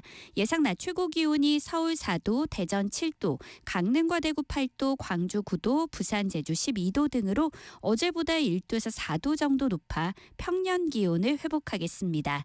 오늘 하늘은 전국이 대체로 맑겠습니다. 내일은 차차 흐려져 오후에 수도권 등 서쪽 지역부터 비가 내리기 시작해 밤사이 전국으로 확대됐다가 모레 수요일 아침에 그칠 전망이고요. 예상 강수량 雨量은 5에서 20mm 정도가 되겠습니다. 성탄절인 목요일에는 맑은 하늘이 드러나면서 올해는 화이트 크리스마스를 기대하기는 어렵겠고요. 내일과 모레는 추위가 주춤하다가 크리스마스에 다시 강한 추위가 찾아올 전망입니다. 현재 서울의 기온은 영하 5.8도입니다. 송소진입니다.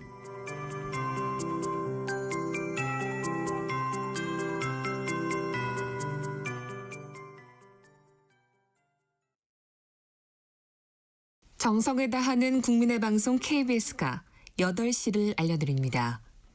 AM 711kHz, FM 97.3MHz, KBS 1라디오입니다. HLKA.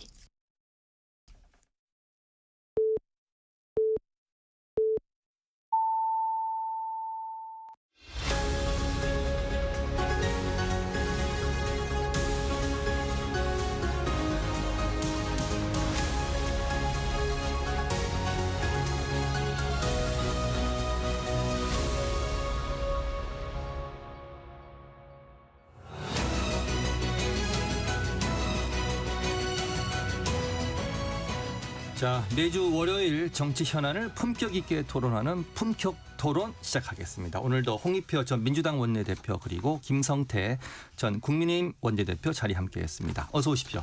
예, 안녕하세요. 반갑습니다. 자, 앞서 신동욱 최고위원하고 논의한 대전 충남 행정통합론 이거부터 좀 얘기해 보겠습니다.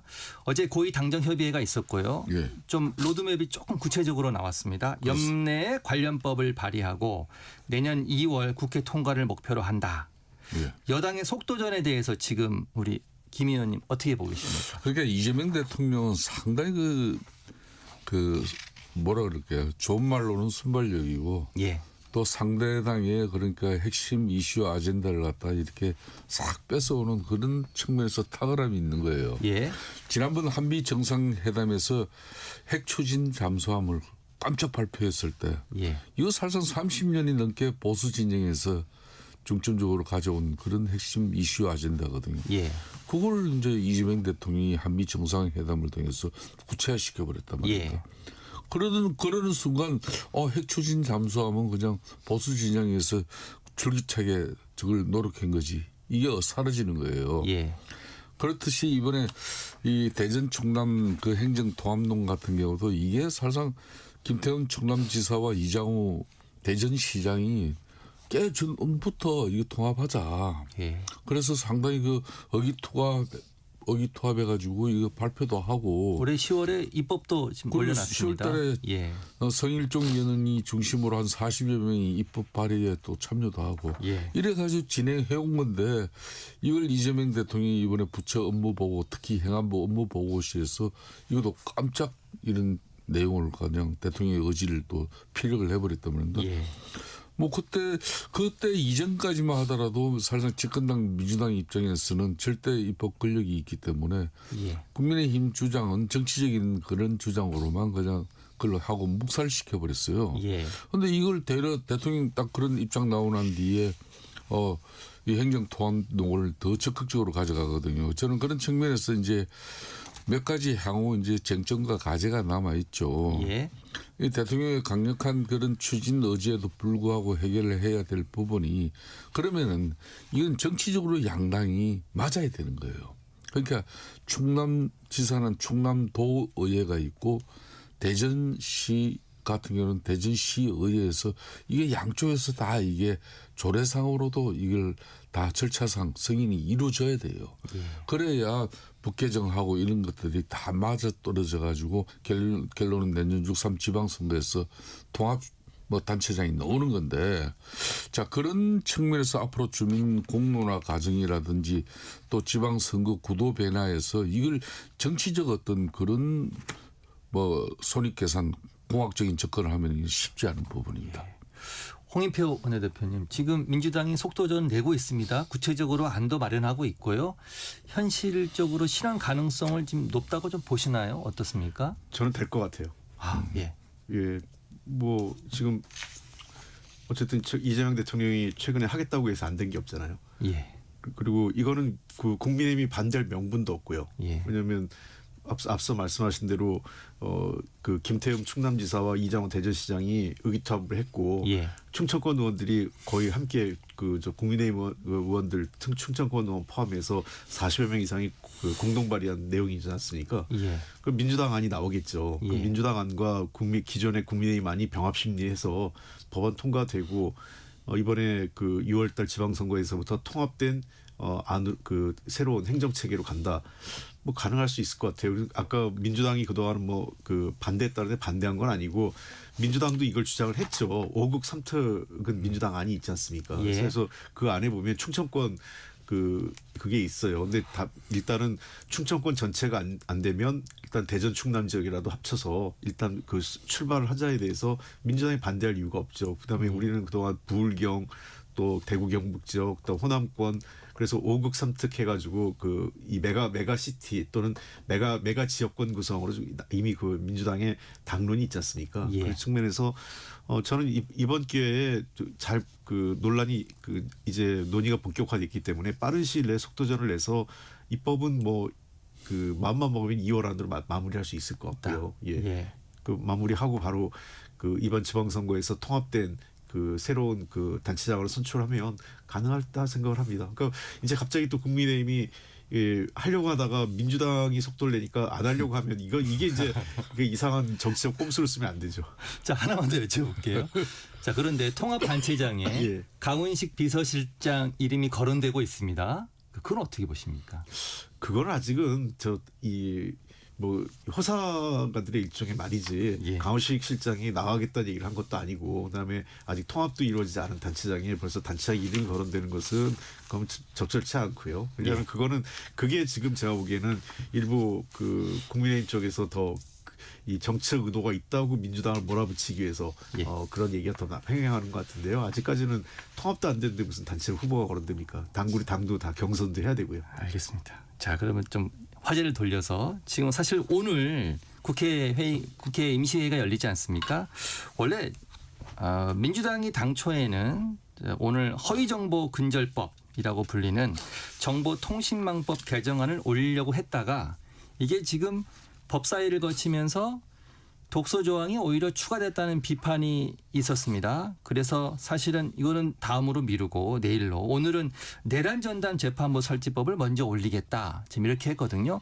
자, 국민의힘에서는 이 정보통신망법 개정안이 문제가 있다. 이렇게 보고 있죠. 예. 그렇죠. 이거는 이제 지금 현재 민주당 입장에서 참여 시민사회단체의 어떤 그런 지지와 또 그 기반이 상당히 공고하잖아요. 그런 핵심이 이제 참여연대마저도 이 정보통신망 개정법은 상당히 이건 좀 왜곡된 내용이라든지 그리고 위헌적인 요소도 있고 그런 측면에서 앞으로 개인 사생활 보호적인 측면은 여러 가지 문제를 걸어가지고 이 법은 섣부르다 그런 판단이었어요.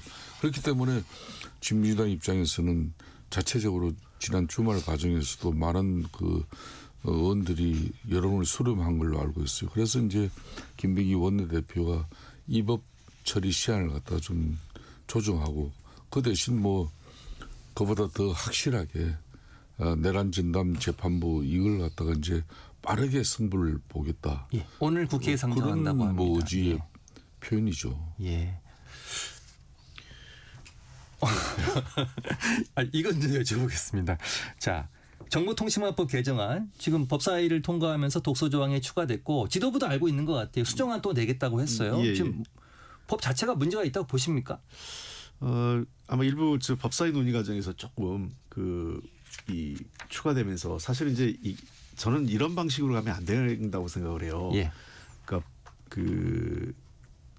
이게 상임위 중심주의고 법사위가 자구 체계만 바꿔야 되잖아요. 예. 근데 자꾸 이제 법사위가 상원처럼 기존에 그 상임위에서 올라온 것들 내용까지 손대는 것은 잘못됐다고 봅니다. 차라리 내용을 손댈 내용이 있으면 그 내용을 회부해서 해당 상임위로 다시 돌려보내는 게 맞아요. 그래서 해당 상임위에서 논의해서 그러니까 법사위가 보통 의견을 주는 것은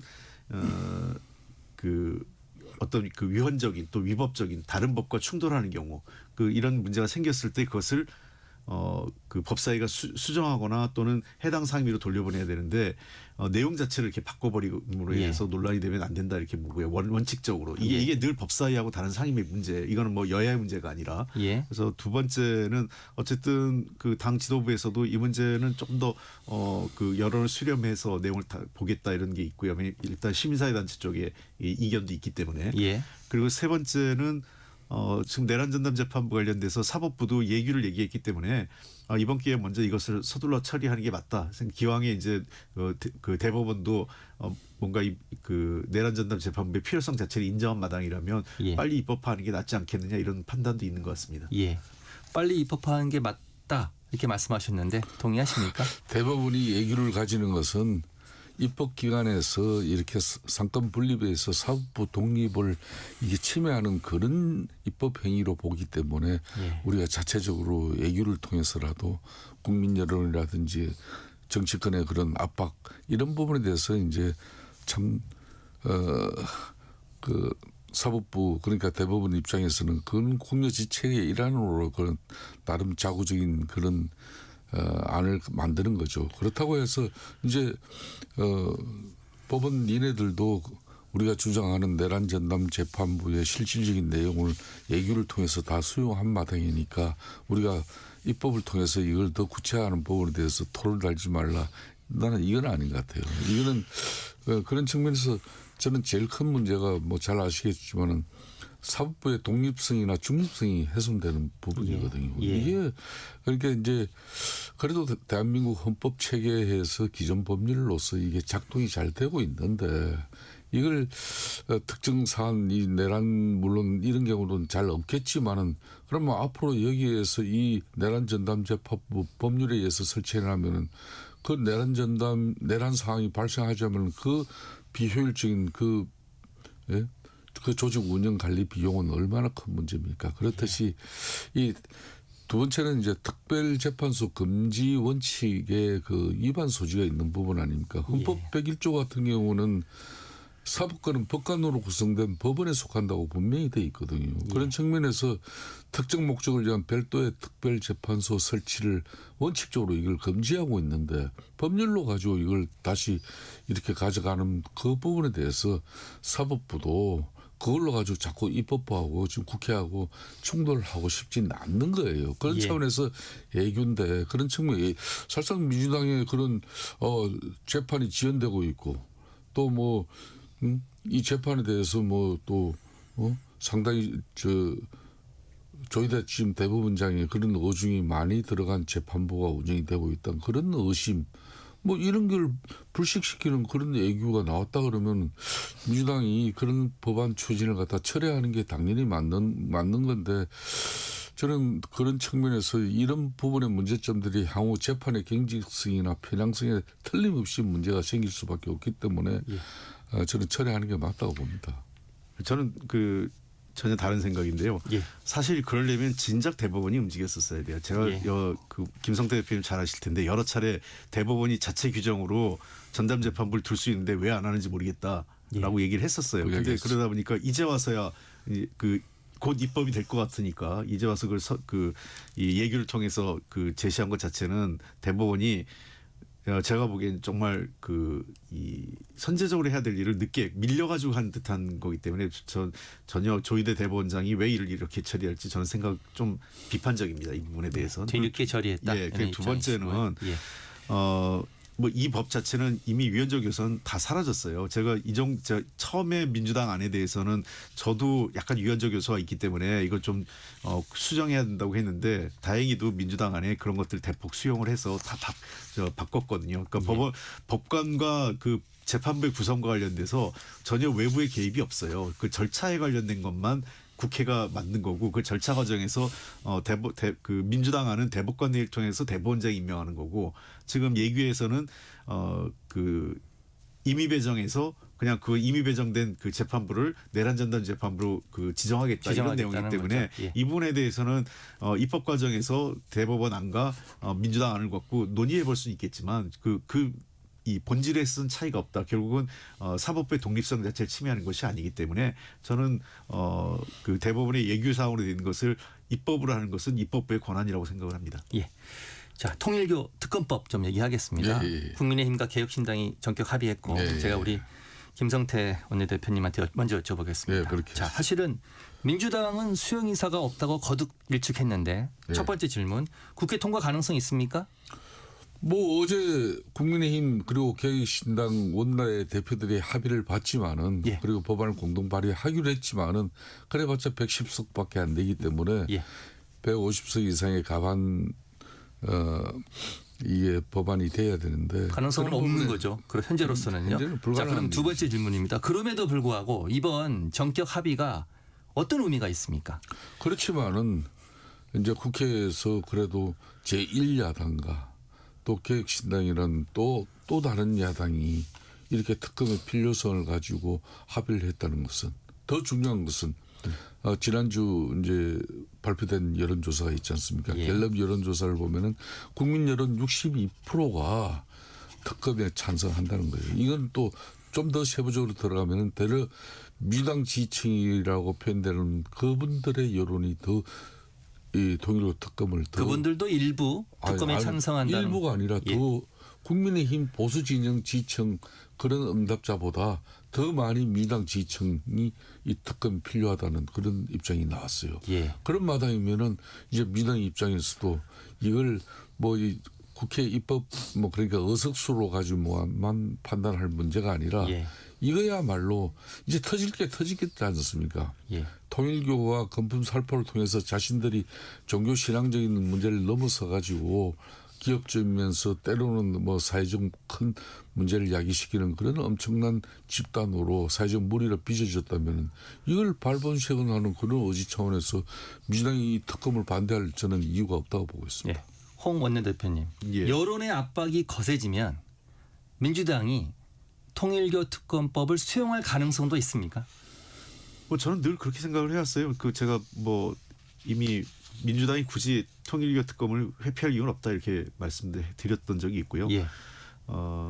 역대 어느 정권이든 국민을 이기는 정권은 없습니다. 그런 측면에서 뭐 제가 과거에 최상병 특검도 그렇고 뭐 여러 가지 특검 법안을 낼 때마다 그 당시 윤석열 정권하고 국민의힘 여당 시절에 반대했었지만 예. 결국은 국민 여론이란 게 있기 때문에 그리고 뭐 결국은 이제 시행이 되게 돼 있는데 통일교 특검 같은 경우도 좀 지켜봐야 될 사안이 있는 것 같아요. 이제 국민 여론이 어떻게 가야 될지. 그러니까 예. 저는 이 사안에 대해서는 그 지금 현재 민주당 어제도 당론을 모았고 당의 입장은 수용이 불가하다. 그 경찰 수사를 지켜보고 난 다음에 하겠다 얘기를 했기 때문에 예. 일단은 뭐 그렇게 될 가능성은 있지만 아마 그래도 그 민주당 내 일각에서도 뭐 그 민주당 입장에서도 굳이 이걸 회피할 이유가 뭐가 있느냐 이런 얘기도 내부적으로 나오고 있어요. 그런 예. 측면에서 좀 더 국민 여론을 지켜봐야 될 필요가 있고 아쉬운 거는 그러니까 진작 이 국민의힘이 그 국회 운영과 관련돼서 제가 한번 김성태 대표님 계신 자리에서 방송에서도 그 얘기를 했어요.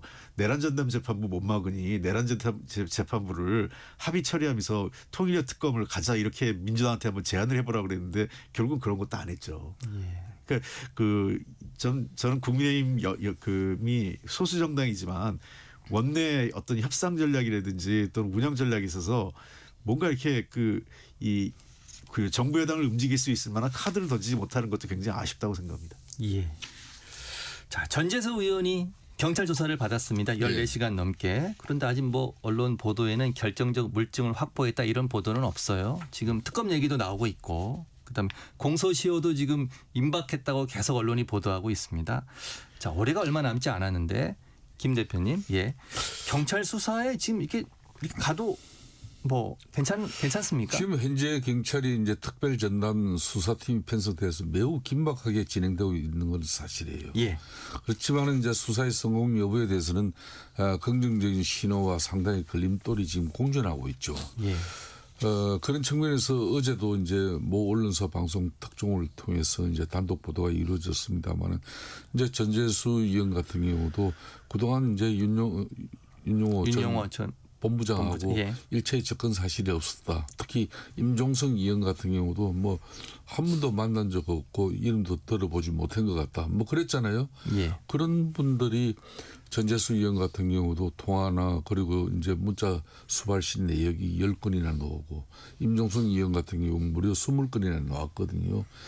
자, 그렇다면은 이런 핵심 인물 조사가 지금 현재 구속 중인 그 한학자 총재에 대한 구치소 접견 조사 뭐 이런 내용을 통해 가지고 이게 뭐 물론 통일교 이제 또 압수수색까지 다 이루어졌습니다만은 예. 그런 측면에서 이제 검품수수 의혹을 받는 그런 뭐 민주당뿐만 아니라 국민의힘 주요 정치인에 대한 이 소환 조사는 대통령이 각별한 의지가 그 표명에 진정성이 있다 그러면 저는 이 수사는 뭐 그나마 경찰 합수도 안 해서 뭔가 성과를 좀 내리지 않겠나. 그런데 과거에 이제 경찰 뭐 수사 패단을 보면은 결국은 시간만 끄는 경우가 허다했거든요. 예. 대표적인 예로 지금 현재 이춘석 의원 같은 경우 국회 내 주식 투자 문제 그걸 지금 경찰이 수사 가져간 지 지금 4개월 됐지만은 예. 그걸 4개월 동안 주물고 있을 그 사건이냐 말이에요. 아직까지 아무런 내용이 나오지는 않고 있지 않습니까? 이렇게 이제 용두사미가 돼버리면은 국민적 지탄이 높아지죠. 그럴 거면은 차라리 특검으로 빨리 가는 게 낫다 이런 거죠. 경찰이 수사 믿고 지켜봐야 되는 거죠? 뭐 이춘석 의원 건 얘기하는데 이춘석 의원 건하고 통일교 건은 좀 다를 것 같아요. 예. 이춘석 의원 건은 개인적 비리고 그게 뭐 어떤 그 정치적 사안은 아니었기 때문에 이게 뭐 다소 좀 늦어진다고 해도 논란이 안 되겠지만 통일교 관련 수사는 이것은 매우 고도의 정치적 사안이 돼버렸기 때문에 예. 그 경찰이 이것을 뭐 그냥 깔고 뭉갤 경우에는 더 거센 여론의 역풍에 휘말릴 거로 저는 생각합니다. 예. 그런 측면에서 경찰도 상당히 이 문제에 대해서는 조직의 명운을 갖고 할 가능성이 높아요. 왜냐하면 내년 9월에 지금 출범 예정인 중수청이 국민적 신뢰를 얻기 위해서는 예. 이번 사건이 바로미터가 될 것 같아요. 예. 얼마큼 제대로 수사하느냐. 그리고 두 번째 봐야 될 것은 특검을 간다 하더라도 특검을 법안 통과하고 구성하고 이러려면 빨라야 내년 2월이에요. 특검이. 그러면 이미 경찰이 진행되는 수사가 2월 초까지 경찰 수사 1차 결과가 나야 될 거고 특히 정치자금법과 관련돼 가지고는 금년 연말이 지금 공소시효 완료된다 이런 얘기까지 나오고 있지 않습니까? 예. 그런 측면에서 경찰이 제가 보기엔 늦어도 12월 안에 그러니까 빠르면 연말까지. 12월 연말까지 또는 늦어도 1월 초에는 결과를 낼 것 같거든요. 예. 그걸 보고 저는 미진할 경우엔 특검 여부를 판단하는 것도 그때 가서 판단해도 늦지 않는다 이렇게 보입니다. 예. 앞서 우리 김성태 원내대표님이 언급한 여론조사 잠깐만 제가 좀 설명드리겠습니다. 지난 19일 한국갤럽이 공개한 16일부터 18일까지 전국 18세 이상 1,001명을 대상으로 통일교 특검에 관해 조사한 결과인데요. 도입해야 한다가 62% 그리고 말씀하신 대로 특히 민주당 지지층에서 도입해야 한다는 67%로 나타났습니다. 자세한 내용은 중앙선거 여론조사심의위원회 홈페이지를 참고해 주시기 바라고요. 예, 두 분 설명 잘 들었고요. 어제 개혁신당 이준석 대표가 피의자 신분으로 출석을 했습니다. 자, 이 대표 혐의를 전면 부인하고 있고요. 홍 원내대표님, 이 부분 좀 어떻게 평가하십니까? 그래서 이제 이 문제는 이 공천 과정에 관련된 문제였기 때문에 앞으로 좀 수사 결과 봐야 되는데 꽤 오랜 시간 조사를 받았어요. 예. 생각보다. 그 당시에 이게 명태균 게이트 연속선상에 지금 있는 사안이기 때문에 예. 그 당시에 어떻게 그 당대표로서 어떤 역할을 했는지를 좀 지켜보는 것 같습니다. 그래서 예. 근데 제가 보건대 이제 그 이준석 전 대표가 사업 처리될 가능성이 높아 보이진 않아요. 왜냐하면 예. 당대표의 권한에 대해서는 굉장히 포괄적으로 그 정당에서 이루어지는 거기 때문에 특검에서 수사를 했을 때 아마 제가 보기엔 이준석 대표의 어떤 위법 행위보다는 피의자 신분이긴 하지만 예. 그 과정에서 대통령실의 개입 또는 그 또 다른 인사들의 김건희 씨 관련된 뭐 이렇게 여러 가지 인사 개입들이 얼만큼 구체적으로 이준석 대표를 통해서 이루어졌는지 이런 것들을 확인할 가능성이 높지 않을까 싶습니다. 전반적인 사실관계 확인 차원이다. 예. 이렇게 말씀하시는 거고요. 자, 그런데 이준석 대표는 지난 7월에 압수수색을 당했는데 5개월 만에 지금 조사를 받는 겁니다. 자, 특검이 이제야 조사를 하는 거에 대해서는 어떻게 보십니까? 그러니까 이제 이번 이준석 전 지금 이제 지금 개혁신당 당시에는 대표죠. 국민의힘 대표였죠. 이 수사의 이제 핵심 쟁점이 이제 공천 개입 및 업무 방해예요.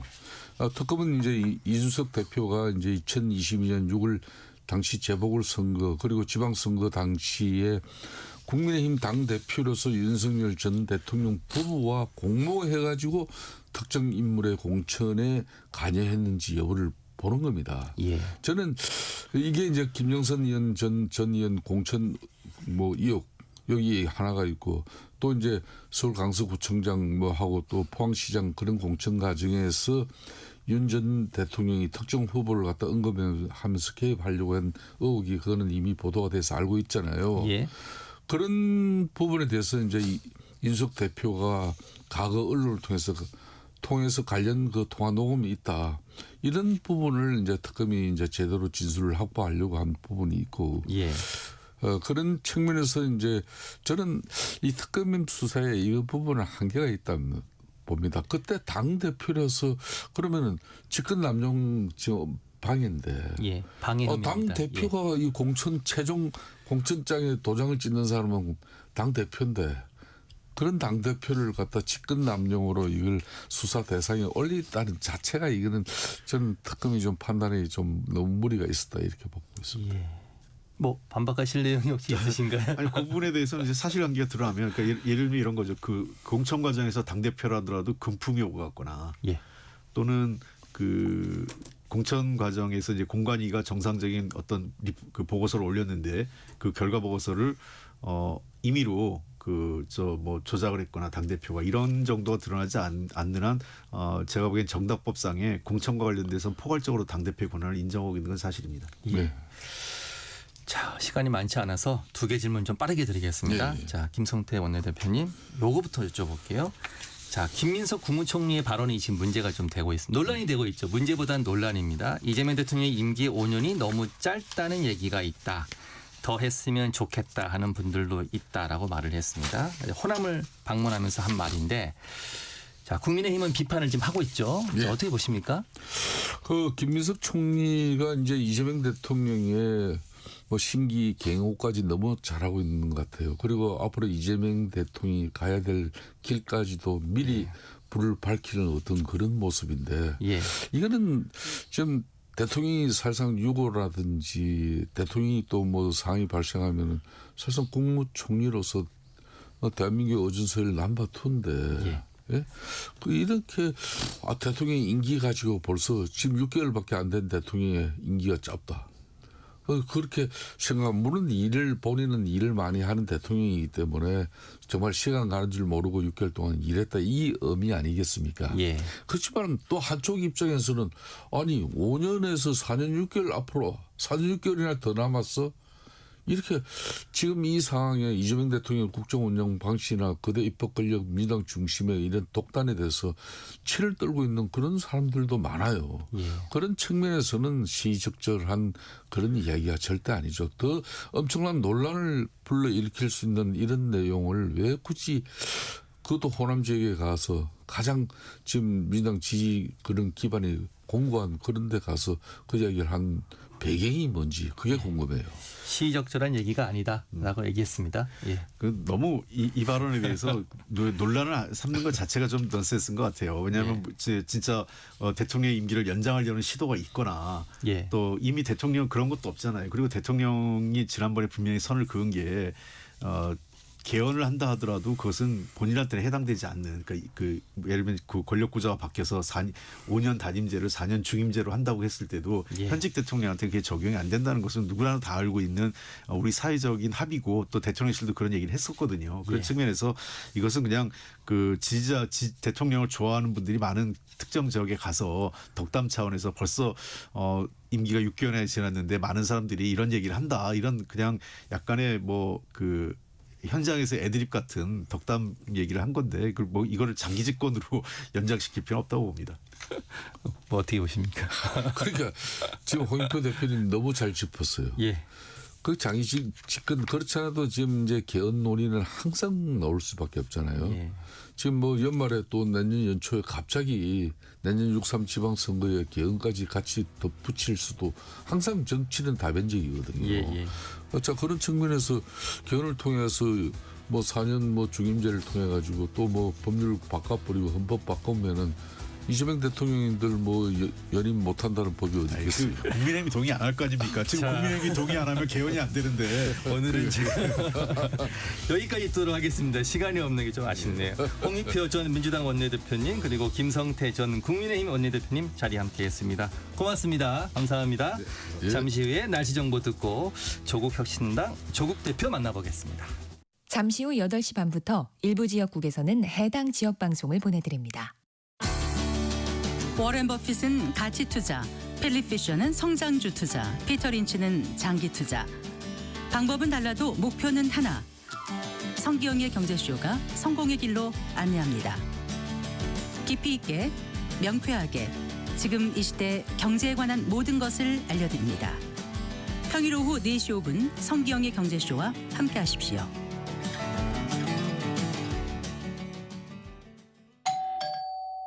편지 왔습니다. 퇴근길 지친 당신에게 힘이 되는 뉴스를 전해드립니다. 매일 저녁 5시 5분 당신과 함께 읽는 세상 이야기 KBS 1라디오 뉴스레터 K. 지금 시각은 8시 30분입니다. KBS. 전격 시사 날씨 정보입니다. 오늘 아침까지는 춥겠습니다. 지금 어제 아침보다 2도에서 크게는 10도가량 낮아 대부분 지역이 영하권입니다. 서울이 영하 5.7도, 대구 영하 4.4도, 광주 영하 2.6도 등을 보이고 있고요. 찬바람 때문에 체감 온도는 더 떨어져 있습니다. 하지만 낮에는 서울 4도, 대전 전주 7도, 부산 12도 등으로 어제보다 1도에서 4도 정도 올라 평년 기온을 회복하겠습니다. 오늘은 전국이 대체로 맑겠지만 내일 오후부터 모레 아침 사이에는 전국에 비가 내리겠고요. 성탄절인 목요일에는 맑은 하늘이 드러나면서 올해는 화이트 크리스마스를 기대하기는 어렵겠습니다. 또 크리스마스에 다시 강한 추위가 찾아올 전망입니다. 현재 서울의 기온은 영하 5.7도입니다. 날씨 정보 송소진입니다.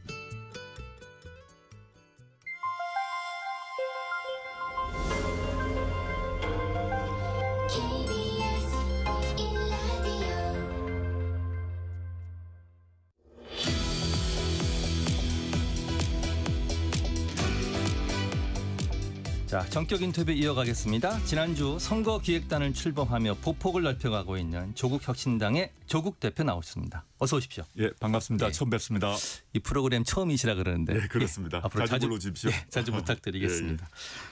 먼저 현안부터 여쭤보겠습니다. 대법원이 예규를 통해서 자체적으로 전담 재판부 만들겠다고 밝혔습니다. 지난주 일인데 여기에 대해서는 어떻게 보십니까? 사실은 대법원이 이제 늦은 거죠. 원래 윤석열 내란 일당이 기소되기 전에 미리 대법원 얘기를 통해서 만들었어야 됩니다. 실제 예를 들어서 부패 범죄 같은 경우는 대법원 얘기를 통해서 전담부를 만들어서 운영을 하고 있거든요. 그런데 대법원이 이걸 미리 안 하다 보니까 12.3 이후에 1년이 지났음에도 불구하고 1심 유죄 판결이 하나도 안 나왔어요.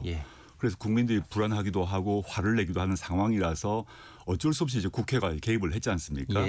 그런데 이제 그 민주당이 맨 처음에 만든 법안에는 위헌 소지가 좀 있었습니다. 예를 들어서 법무부 장관이 그 재판부 구성에 추천을 한다거나 또는 헌법재판소 사무처장이 관여한다거나 이 문제가 있어서 저와 조국혁신당이 이제 문제를 제기했고 제가 아는 바로는 오늘 내일 정도 그 본회의에 올라갈 오늘 국회에 상정한다고 합니다. 그 경우 민주당 법안 같은 경우 그런 위헌 소지가 많이 삭제된 것으로 제가 알고 있기 때문에 천만다행이고요. 그래서 이게 대법원이 진작에 했더라면 국회가 개입할 필요가 없죠. 그런데 이제 그 대법원이 늦었다. 그렇지만 국회가 이제 개입했고 또 저희가 제기했던 위헌 소지가 대부분 삭제된 것으로 알고 있기 때문에 본회의 통과는 무방하지 않을까 생각합니다. 입장을 내시면서 늦었지만 환영한다. 이게 지금 논란이 좀 되고 있는데 부연 설명을 좀 해 주시죠.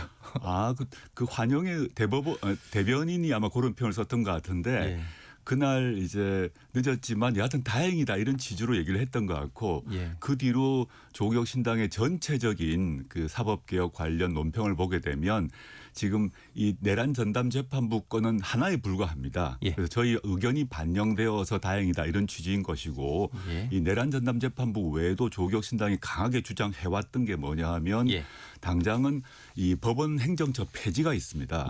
전 세계적으로 OECD 국가에서 그 대법원장이 인사를 통해서 재판에 관여할 수 있는 장치, 기구가 행정처거든요. 행정처는 반드시 폐지를 해야 됩니다. 그런데 지금 법원 행정처는 그렇게 할 생각이 전혀 없는 것 같아요. 그런 문제 빨리 정리를 해야 되고 이번에 내란 전담 재판부는 시작에 불과합니다.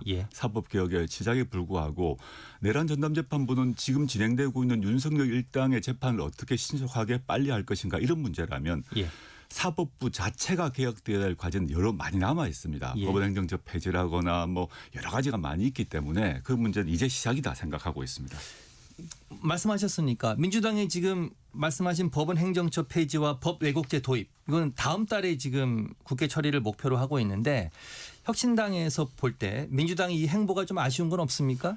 그거는 또 아쉬움이 없고요. 법 왜곡죄 같은 경우 저희도 검토를 했습니다만 위험 소지는 없다고 보이고 행정처 폐지는 조국 신당이 가장 먼저 주장했습니다. 그 뒤에 민주당이 따라온 거기 때문에 법 왜곡죄 신설이라거나 행정처 폐지 같은 경우는 당연히 협력해서 통과할 것으로 저는 예상하고 있습니다. 국민의힘에서는 내란 전담 재판부 민주당의 수정안에 대해서 특별법의 즉각 철회를 지금 주장하고 있습니다. 어떻게 보십니까? 저는 그 뭐 과도한 정치 공세라고 보고요. 이번에 최종 법안은 제가 확인 못했습니다만은 지금 제가 그 확인했던 민주당이 지금 올리려고 준비하는 법안 내용을 보게 되면 지금 이제 아까 얘기했던 저희가 지적했던 위헌 소지가 빠졌고 그 재판부 구성을 판사 회의에서 재판부 수 그다음에 법관의 선정 기준을 만들게 되어 있습니다. 그래서 사법부 독립이 침해될 소지가 없어지는 걸로 지금 알고 있고요. 그런 상태에서 이게 위헌 소지는 없다라고 보고 지금 이제 물론 대법원에서는 예규를 통해서 하겠다는 거 아닙니까? 그런데 예규를 통해서 한다는 얘기는 그게 언제든지 바뀔 수 있다는 것입니다. 즉 법률로 해야 돌아갈 수가 없죠. 그래서 그 세부 내용들은 좀 점검을 해야 되겠습니다만은 지금 민주당과 조국혁신당이 주장해왔던 내용들을 보게 되면 충분히 사법부의 독립을 주장하면서 내란 재판을 신속하고 집중적으로 할 수 있던 그런 방안이기 때문에 지금 국민의힘의 그런 주장은 좀 억지다라 생각하고 있습니다. 자, 법안 하나만 더 여쭤보겠습니다. 오늘 민주당이 국회에 상정하려고 하는 것 중에 허위정보 근절법이 있습니다. 물론 법사위에서 통과하면서 야권에서는 독소 조항이 들어갔다 이 비판을 하고 있는데 지금 이 법안, 법사위를 통과한 법안에 대해서는 어떻게 생각하십니까? 지금 잘 아시겠지만 과방위 법안이 있었고 그 과방위 법안이 법사위에 가서 한 번 더 바뀌었어요. 맞습니다. 조국혁신당은 과방위 법안이 유지되어야 된다는 입장입니다. 그 과방위 법안을 그 만드는데 조국혁신당이 아주 깊게 관여를 했고 언론계에서 많이 걱정이 있었지 않습니까? 그 걱정을 받아들여서 과방위 법안을 만들었고 그게 저희 전적으로 동의를 했는데 법사위에 가면서 뒤집어졌어요. 특히 저희가 걱정하고 있는 것은 위헌 결정이 이미 났던 허위 정보 부분이 들어가 버렸습니다. 그래서 이게 참 의아한데 저나 조국혁신당의 많은 관계자들이 민주당 쪽에 문제 제기를 했고요. 제가 뭐 예상하건대 근데 허위 정보 부분은 다시 빠지지 않을까 싶습니다. 그래서 과방위 원안 이 유지되는 방식으로 최종 법안이 만들어질 것으로 기대하고 있습니다. 민주당 지도부가 수정안을 내겠다고 하니까 그걸 좀 지켜보면 될 것 같고요. 그렇게 예상합니다. 자, 국민의힘과 개혁신당이 통일교 특검법을 전격 합의했습니다. 어떻게 보십니까? 저는 통일교 관련해서 여야 막론하고 정치인들의 이름이 거론되고 있지 않습니까? 저는 이거는 뭐 여야의 문제가 아니기 때문에 수사기관에서 철저하게 수사해야 된다고 봅니다. 그리고 관련 정치인들도 수사에 당연히 응해야 되고 당당하게 해명을 해야죠. 그건 당연한 것이라고 보고 지금 시점에서 보면 이 사건을 경찰 국가수사본부가 담당하고 있지 않습니까? 지금 신속하게 압수수색도 하고 피의자 소환도 하고 있던데 여기서 철저하게 하는 것을 보고 만약에 여기서 미진하면 특검으로 가야겠죠. 근데 만약에 지금 당장 특검을 하게 되면 오히려 수사가 지연되게 됩니다. 그래서 경찰 국수본의 수사를 철저히 해야 될 것 같고요. 네, 국민의힘에서 뭐 아까 또 그 개혁신당에서 그런 주장을 하는 것 같은데 장동혁 대표나 또는 이준석 대표 같은 경우도 지금 통일교 연관 문제가 얘기되고 있지 않습니까? 예. 특히 이준석 개혁신당 대표는 뭐 물론 피의자는 아니지만 예. 피의자 또는 참고인으로 조사를 받고 있는 걸 알고 있는데 예. 통일교 특검을 주장할 자격이 있는지 좀 의문스럽습니다. 예. 자, 그러면 제가 지금 우리 조국 대표님께서 나경원 의원을 집어서 지금 공세를 네네, 하시고 네네, 계시는데 네네. 제가 조금 전에 신동욱 국민의힘 의원에게 물어봤던 거라 네. 어떻게 답변하셨냐면 나경원 의원을 끼워넣게 하는 것 같다. 그리고 조국 대표님의 격이 맞지 않는 말씀을 하신다라고 이렇게 말씀하셨습니다. 나 의원을 이렇게 꼭 집어서 공격하는 이유가 혹시 있으신가요? 뭐 나경원 의원을 일부러 집어서 한 건 아니고요. 예. 나경원 의원 그리고 한동훈 전 대표를 동시에 제가 비판을 했는데 예.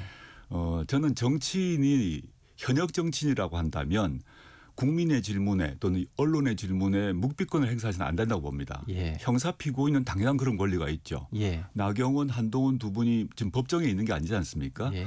그러면 통일교 그 천정부에 갔냐 그러면 안 갔다. 갔다 그러면 되잖아요. 예. 답을 안 하잖아요. 예. 한동훈 대표 같은 경우는 당원 게시판에 가족들의 이름으로 글을 썼다 안 썼다. 그럼 썼냐 안 썼냐? 아니다. 맞다. 그 간단한 답을 하지 않고 있지 않습니까? 그건 저는 그 현역 정치인으로서 해서는 안 될 태도라고 생각하고요. 너무 간명한 질문을 왜 안 하느냐? 그 무심할 수밖에 없는 거 아닙니까? 예. 이런 격의 문제가 아니라 예. 현역 정치인은 국민의 언론의 질문에 어떤 질문에도 대답을 해야 되는 게 맞죠. 예. 그런 차원이다. 네, 그렇습니다. 알겠습니다. 자, 2차 종합특검 민주당이 지금 추진하고 있습니다. 동의하십니까? 2차 종합특검 같은 경우 이제 내란 관련해서 3가지 특검이 다 종료되다 보니까 이제 그런 얘기가 나오는 것 같고 지금 3개의 특검이 많은 성과를 냈지만 미진한 게 좀 남아 있습니다. 예. 그러니까 민주당에서 2차 특검으로 가자라고 얘기를 하시는데 현 단계는 이렇게 봅니다. 특검이 종료하게 되면 이 사건이 바로 경찰 국수본으로 관할이 이전됩니다. 예. 그래서 경찰로 가 있죠. 근데 우려를 하는 거는 경찰에서 수사를 진행을 하지만 이게 검찰로 가서 영장 청구권이 검찰에 있기 때문에 예. 경찰에서 머뭇거리거나 또는 제지하는 것 아니냐는 우려 때문에 그런 주장이 나온 것 같습니다. 예. 저는 내란 특검 2차 내란 특검 이전에 지금 당장 해야 될 것은 법률 필요 없이 예. 행정부에서 결정을 하게 되면 검찰, 경찰 합동수사본부를 즉각 설치할 수 있습니다. 어떠한 비용도 들지 않습니다. 예. 법률 통과도 필요 없습니다. 검찰의 영장 신청 우려도 없습니다. 그래서 지금 당장 해야 할 것은 검경 합동수사본부를 즉각 설치해야 된다라고 생각하고 있습니다. 아, 그렇군요. 자, 조국 혁신당 얘기를 좀 지금부터 해보겠습니다. 예. 자, 당대표 선출된 지 한 달이 지났고 당시에 내란을 완전 종식하고 제7공화국의 문을 열겠다. 이렇게 이제 선언하셨는데 예. 지난 한 달 동안 목표를 차근차근 잘 준비해 오셨나요? 뭐 차근차근 하고 있고요. 예. 열심히 하고 있습니다. 저희가 아직 작은 정당이다 보니까 저희 아직 목소리가 덜 알려지긴 했는데 예. 아시겠지만 저희가 3년 너무 길다를 외치면서 윤석열 정권 조기 종식, 윤석열 탄핵을 가장 먼저 주장했지 않습니까? 예. 성과를 거두었지만 그리고 또 정권 교체를 이루었지만 상대적으로 저희가 규모가 작고 또 정권 교체 이후에 출범한 이재명 대통령이 잘하고 계세요. 그러다 예. 보니까 조국 혁신당의 독자적 역할은 무엇인가에 대한 의문이 있을 수밖에 없죠. 민주당에 몰아주자 이런 의견도 생길 수밖에 없지 않습니까? 예. 그런데 저는 이제 점점 국민들께서 이재명 정부 하에서도 또 이재명 대통령이 잘한다고 하더라도 조국 혁신당의 독자적 역할이 있음을 알기 시작했다고 봅니다. 예를 들자면 아까 예. 말씀하셨던 내란 전담 재판부 법안 만드는 데 있어서 민주당의 첫 번째 법안에 위헌 소지가 있음을 저희가 가장 먼저 제기를 했습니다. 예. 저도 개인적으로 강하게 오래전부터 제기를 했고 저희 당도 제기를 했고 결국은 저희 주장에 따라 수정이 되었지 않습니까? 예. 또 아까 말씀하셨던 정보통신망법도 맨 처음에 민주당 법안이 나왔는데 저희가 이건 안 된다. 특히 허위정보 부분 빼야 된다는 얘기를 강하게 제기했고 그게 과방위 법안으로 수렴되었던 것이죠. 예. 이런 식으로 조국 혁신당의 독자적 기능이 있음이 좀 확인되고 있고 실제 여의도 안팎에서는 이런 농담 반 진담 말이 있는데 조국 혁신당이 집권 야당이다. 또 조국혁신당이 오히려 민주당보다 이재명 대통령과 호흡이 맞는 것 같다 이런 말들을 저보고 많이 하더라고요. 심지어 민주당 인사들이 그런 말을 하는데 예. 저희가 이제 3년 너무 길다 윤석열 탄핵같이 아주 강한 목소리를 냅니다. 예. 강한 비전을 제시하고 주장을 하지만 동시에 책임감 있는 진보 안정감 있는 진보의 모습을 보여주기 위해서 노력을 하고 있다 말씀드리고 예. 이 정치적 이슈 말고도 최근에 사회 경제적으로는 지금 이재명 정부 또는 민주당에서 주장하지 못하고 있는 정책을 얘기를 하고 있습니다. 예를 들어서 토지공개념 3법이 꼭 필요하다는 얘기를 저희가 하고 있거든요. 예. 현재 이재명 정부의 뭐 금융이라거나 세제 정책만으로는 부동산이 잡히지 않는다고 봅니다. 예. 그래서 토지공개념 3법을 주장하고 있다는 점에서도 국민들께서 민주당과 별도의 정당이지만 이 독자적 역할이 있음을 점점 아시게 될 거라고 봅니다. 지금 그 말씀을 하셨으니까 네. 토지 공개념 3법 이게 사실 위헌을 받았던 건데 예. 제안을 하셨습니다. 사실은. 자 그러면 네. 이게 지금 민주당과 좀 교감이 있으신가요? 아니면 조국 대표님의 개인적인 생각이신가요? 교감은 없었죠. 예. 없었고 근데 지금 사회자께서 말씀하셨던 것 관련해서 노태우 정부 때 만들었지 않습니까? 예. 만들었는데 일부 조항이 위헌이 됐습니다. 그렇죠. 전체 법 조항은 아니고 위헌이 아니고요. 헌법재판소에서도 전체적으로는 취지는 맞는데 조항 몇 개가 위헌이라고 해서 새로 재추진을 해야 되는데 그때 노태우 정부가 포기를 했습니다. 근데 지금 보게 되면 최근에 한국부동산원에서 발표를 했는데 서울 부동산 특히 아파트 가격이 11월 달까지 누적 8.25% 상승을 했는데 이게 그 문재인 정부 8% 급등기보다 훨씬 높은 기준입니다. 심각한 상황으로 들어왔습니다. 예. 그런데 지금 아까 말씀드렸지만 이재명 정부에서 대출을 규제한다거나 이런 방식으로 부동산 가격을 잡으려고 노력을 했는데 결과는 그렇지 않다는 것이 확인된 거죠. 예. 근데 토지공개념 3법을 그 위헌 소지 났던 몇 개만 고치면 즉각 도입이 가능합니다. 위헌되지 않을 것입니다. 그렇게 되게 되면 지금 부동산 문제를 쉽게 훨씬 더 쉽게 잡을 수 있고 민주당은 당연히 조심스럽겠죠. 왜냐하면 토지 공개념을 도입하게 되면 이에 대해서 이제 그 토지를 갖고 있는 사람들에게 부담을 준다고 보아서 조심스러워할 것이나 예를 들어서 과거에 무상급식 정책 도입과 관련해서 논쟁이 있었습니다. 그때 민주당이 반대했습니다. 예. 그런데 국민적 요구가 들끓으니까 민주당이 무상급식을 찬성했고 지금 전국적으로 시행되고 있지 않습니까? 예. 이런 길을 갈 수밖에 없을 것이다. 지금 민주당은 토지공개념 3법 재도입을 얘기하지 않고 있지만 저희는 아주 강력하게 주장하고 있고 제가 전당대회 수록 전후부터 이 문제를 반드시 명운을 걸고 실천하겠다라는 얘기를 약속하고 지금 주장하고 있습니다. 말씀을 들어보면 토지 공개념 3법에 대해서 국민적 지지가 있을 것이다. 네. 이렇게 이제 확신하신다는 거고요. 네, 그렇습니다. 알겠습니다. 자, 오늘 뭐 조국 혁신당 자랑을 많이 하셨는데 지금 지방선거를 준비하면서는 민주당과 좀 각을 세우시는 것 같아요. 자, 목표가 국힘 제로, 부패 제로입니다. 일단 목표부터 설명을 좀 해 주시죠. 두 가지 이제 제로 말씀하셨지 않습니까? 국힘 같은 경우는 현재 국민의힘이 여전히 윤석열 또는 내란으로부터 벗어나지 못하고 있다. 단절하지 못하고 있다 봅니다. 아직 내가 황교안이다. 내가 전광훈이다. 이런 시대착오적 생각을 하고 있는 거죠. 당연히 이제 극우 내란 세력인 국민의힘을 정치적으로 심판을 해야 되고요. 두 번째 이제 부패 제로는 뭐냐 하면 현재 우리나라 지방선거 상황을 보게 되면 역대 결과를 보게 되면 특정 지역에서는 특정 정당이 지배를 하고 있습니다. 그게 서쪽이든 동쪽이든 호남이든 영남이든 마찬가지인 거죠. 그래가지고 지방행정부 수장이 뭘 잘못을 해도 지방의회가 통제를 안 합니다. 왜 같은 당이고 형아우고 동네 친구다 보니까요. 그러니까 그게 동쪽이든 서쪽이든 그 지방행정부와 지방의회 사이에 견제와 균형이 있어야 되는데 그게 사라져버린 것입니다. 그러다 보니 부패가 일어납니다. 그래서 지금 그 군수 또는 시장이 감옥 가는 일이 번번이 일어나고 있고 심지어 특정 지역에서는 형이 문제가 돼서 감옥 갔는데 동생이 이어서 군수를 해요. 남편이 군수가 되었는데 감옥 간 문제가 돼서 이제 그 군수직이 박탈되었는데 부인이 또 합니다. 근데 아무 통제가 없는 이건 안 된다.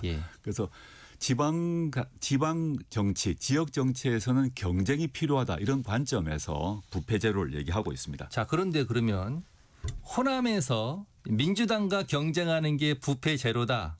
뭐 이런 말씀으로 들리는데 영남도 마찬가지죠. 대구 예. 경북에서 똑같은 일이 벌어지기 때문에 예. 저는 아까 호남만이 아니라 예를 들어 TK 같은 지역도 그 국민의힘의 일당 독점 상황이거든요. 거기서 경쟁을 불러일으켜야죠. 그러면 영남에서도 후보를 내실 계획? 물론이죠. 예, 모든 지역에다 후보를 내실 계획이신가요? 물론이죠. 특히 기초의원 같은 경우 전국의 기초의원 중에서 다인 선거구제 3, 4, 5인을 뽑는 다인 선거구가 400여 개가 됩니다. 근데 그 경우 예컨대 TK 지역 같은 경우는 3인을 뽑아도 모두 국민의힘이 돼버려요. 또 호남 같은 경우는 3인을 뽑는데 또 모두 민주당이 돼버려요. 근데 저희는 그 다인 선거구에 한 명씩 반드시 들어가겠다는 목표를 가지고 있습니다. 그렇군요. 자, 국민의힘 상황 조금 짚어보겠습니다. 지금 일단 요거부터 여쭤볼게요. 장동혁 대표하고 대장동 항소포기 토론하시겠다고 했는데 지금 실무 협의까지 갔다가 사실상 무산된 거죠? 무산되었다기보다는 저희는 그 이제 조국혁신당의 유튜브 TV가 있고 국민의힘의 유튜브 TV가 있지 않습니까? 거기서 한다고만 결정하게 되면 언제든지 할 수가 있습니다. 그런데 저희가 이미 입장문을 밝혔습니다만 국민의힘에서 특정 방송사 또는 그리고 특정 진행자를 이제 주장하는 일이 발생해서 지금 충돌이 발생하고 그 뒤로 논의가 중단된 상태입니다. 논의가 중단됐다. 무사히란 표현보다는 논의가 중단된 상태다. 네, 그래서 양당의 유튜브 TV가 있기 때문에 동시 중계를 하면 언제든지 할 수 있는 거죠. 그런데 그걸 방송사 진행자를 따지다 보니까 이게 효율적으로 진행할 수 있는 것이 지금 안 되는 상황이라서 안타깝다 말씀드립니다. 자, 지금 조만간 여야가 참여하는 정치개혁 특별위원회가 출범할 예정입니다. 18명으로 구성되어 있는데 지금 1명 정도로 되어 있는 것 같아요. 제3당은. 자, 혁신당에서 반발의 목소리가 나오고 있습니다. 자, 어떻게 하면 되겠습니까? 전 정치개혁을 한다는 얘기는 그 지금 현재 두 개의 거대 정당이 있지 않습니까? 거대 정당의 목소리를 반영하는 것이 정치개혁이 아니죠. 그거는 언론계나 학계에서 모두 얘기하는 바고 시민사회단체에서 똑같은 주장을 하고 있습니다. 그러려면 정치개혁 특유의 구성도 양당 거대 정당이 압도적 지배를 하는 게 아니어야 된다고 봅니다. 지금 두 정당은 정치개혁의 내용으로 두 정당의 이해관계가 정확히 일치하는 지역당 또는 지역위원회 부활을 하려고 합니다. 그런데 지역위원회 부활이나 지역당 부활이 정치개혁의 요체는 아닙니다. 그건 할 수 있다고 생각을 합니다. 그런데 실제 정치개혁의 요체는 뭐냐 하면 다양한 국민들의 목소리가 국회에 반영되고 정치권에 반영되도록 하는 것이거든요. 특히 소수자의 목소리죠. 근데 지금 합의된 걸 보게 되면 한 명만 양당이 아닌 정당의 대표를 끼우는 거 아닙니까? 저 아주 아쉽고요. 저는 민주당 정청래 대표님께서 민주당 목 한 명을 빼서 그 비민주당 그리고 그렇지만 진보 민주 진영 정당에 배려를 해 주셔야 되는 게 아닌가 생각합니다. 1명에서 2명으로. 2명 정도는 해 주셔야 되지 않나. 국민의힘이 양보할 일은 만무하니까 저는 민주당 몫을 하나 더 좀 포기해 주시고 양보해 주시면 정치개혁의 그 본연의 뜻을 실천하는 데 큰 도움이 될 것 같다라고 말씀드리고 싶습니다. 지금 선거제도를 좀 바꿔야 된다는 말씀을 계속 하고 계시는데 뭐 중대선거구제, 결선투표제 주장하고 계시지 않습니까? 네, 그렇습니다. 자, 뭐 선거가 6개월 정도 남았는데 바뀔 가능성이 있겠습니까? 현재로 봐서 참 어렵다는 얘기를 많이 하시죠. 그런데 이 중대선거구제라거나 결선투표제 문제는 단순히 조국혁신당만의 주장이 아니라 우리나라 정치개혁을 주장하는 분들 특히 정치의 양극화를 방지하기 위해서는 이런 제도가 필요하다고 학계, 시민단체, 언론계에서 모두 주장해왔습니다. 오랫동안 주장해왔던 주제인데 그리고 지금 이제 내란을 척결하고 정권 교체를 이루었던 사람들은 다름 아니라 응원봉을 들었던 주권자 국민 아닙니까? 근데 응원봉의 색깔을 생각해 보시면 색깔도 다채로웠고 모양도 다양했습니다. 그 응원봉을 든 주권자 국민의 정치적 지향이 민주당만으로 수렴되지 않습니다. 민주당이 아닌 분들도 응원봉을 들었지 않습니까? 그럼 그게 반영되도록 정치개혁을 해야 됩니다. 그러려면 중대선거구제라거나 결선투표제가 되어야 다양한 세력이 자기 주장을 하고 또 궁극에는 연합하고 연대하는 이런 모습이 선진국의 그 정치 모습이라고 생각해서 이런 쪽으로 가야 된다고 저는 확신하고 있습니다. 자, 어제 세종 방문하셨죠? 어제 뭐 여러 가지 말씀하신 것 같은데 이게 정책 직배송의 첫 행사입니다. 예, 그렇습니다. 정책 직배송 이게 어떤 의미입니까? 지금 이제 정책 직배송이라고 하면 제가 대표이기 때문에 배달을 하는 이제 배달 기사라는 의미죠. 정책을 배달하겠다는 건데 중앙에서 이런 어떤 정책을 발표하는 데 그치는 게 아니라 세종을 포함해서 그게 전남이건 경북이건 어디든 간에 그 지역에 필요한 정책을 대표가 직접 가서 배송하겠다 이런 취지입니다. 세종 같은 경우는 세종이 지금 행정 수도가 되지 못하고 있거든요. 그럼 가장 그 세종을 위해서도 그렇고 대한민국을 위해서 그렇고 빨리 행정 수도가 돼야 된다. 지방 분권, 지역 균형 발전을 위해서 돼야 된다라는 것이 저의 오랜 소신이고 조국혁신당의 또 주장이기도 합니다. 단계적 개헌을 말씀하셨습니다. 네네네. 예. 어떻게 하시겠다는 거예요?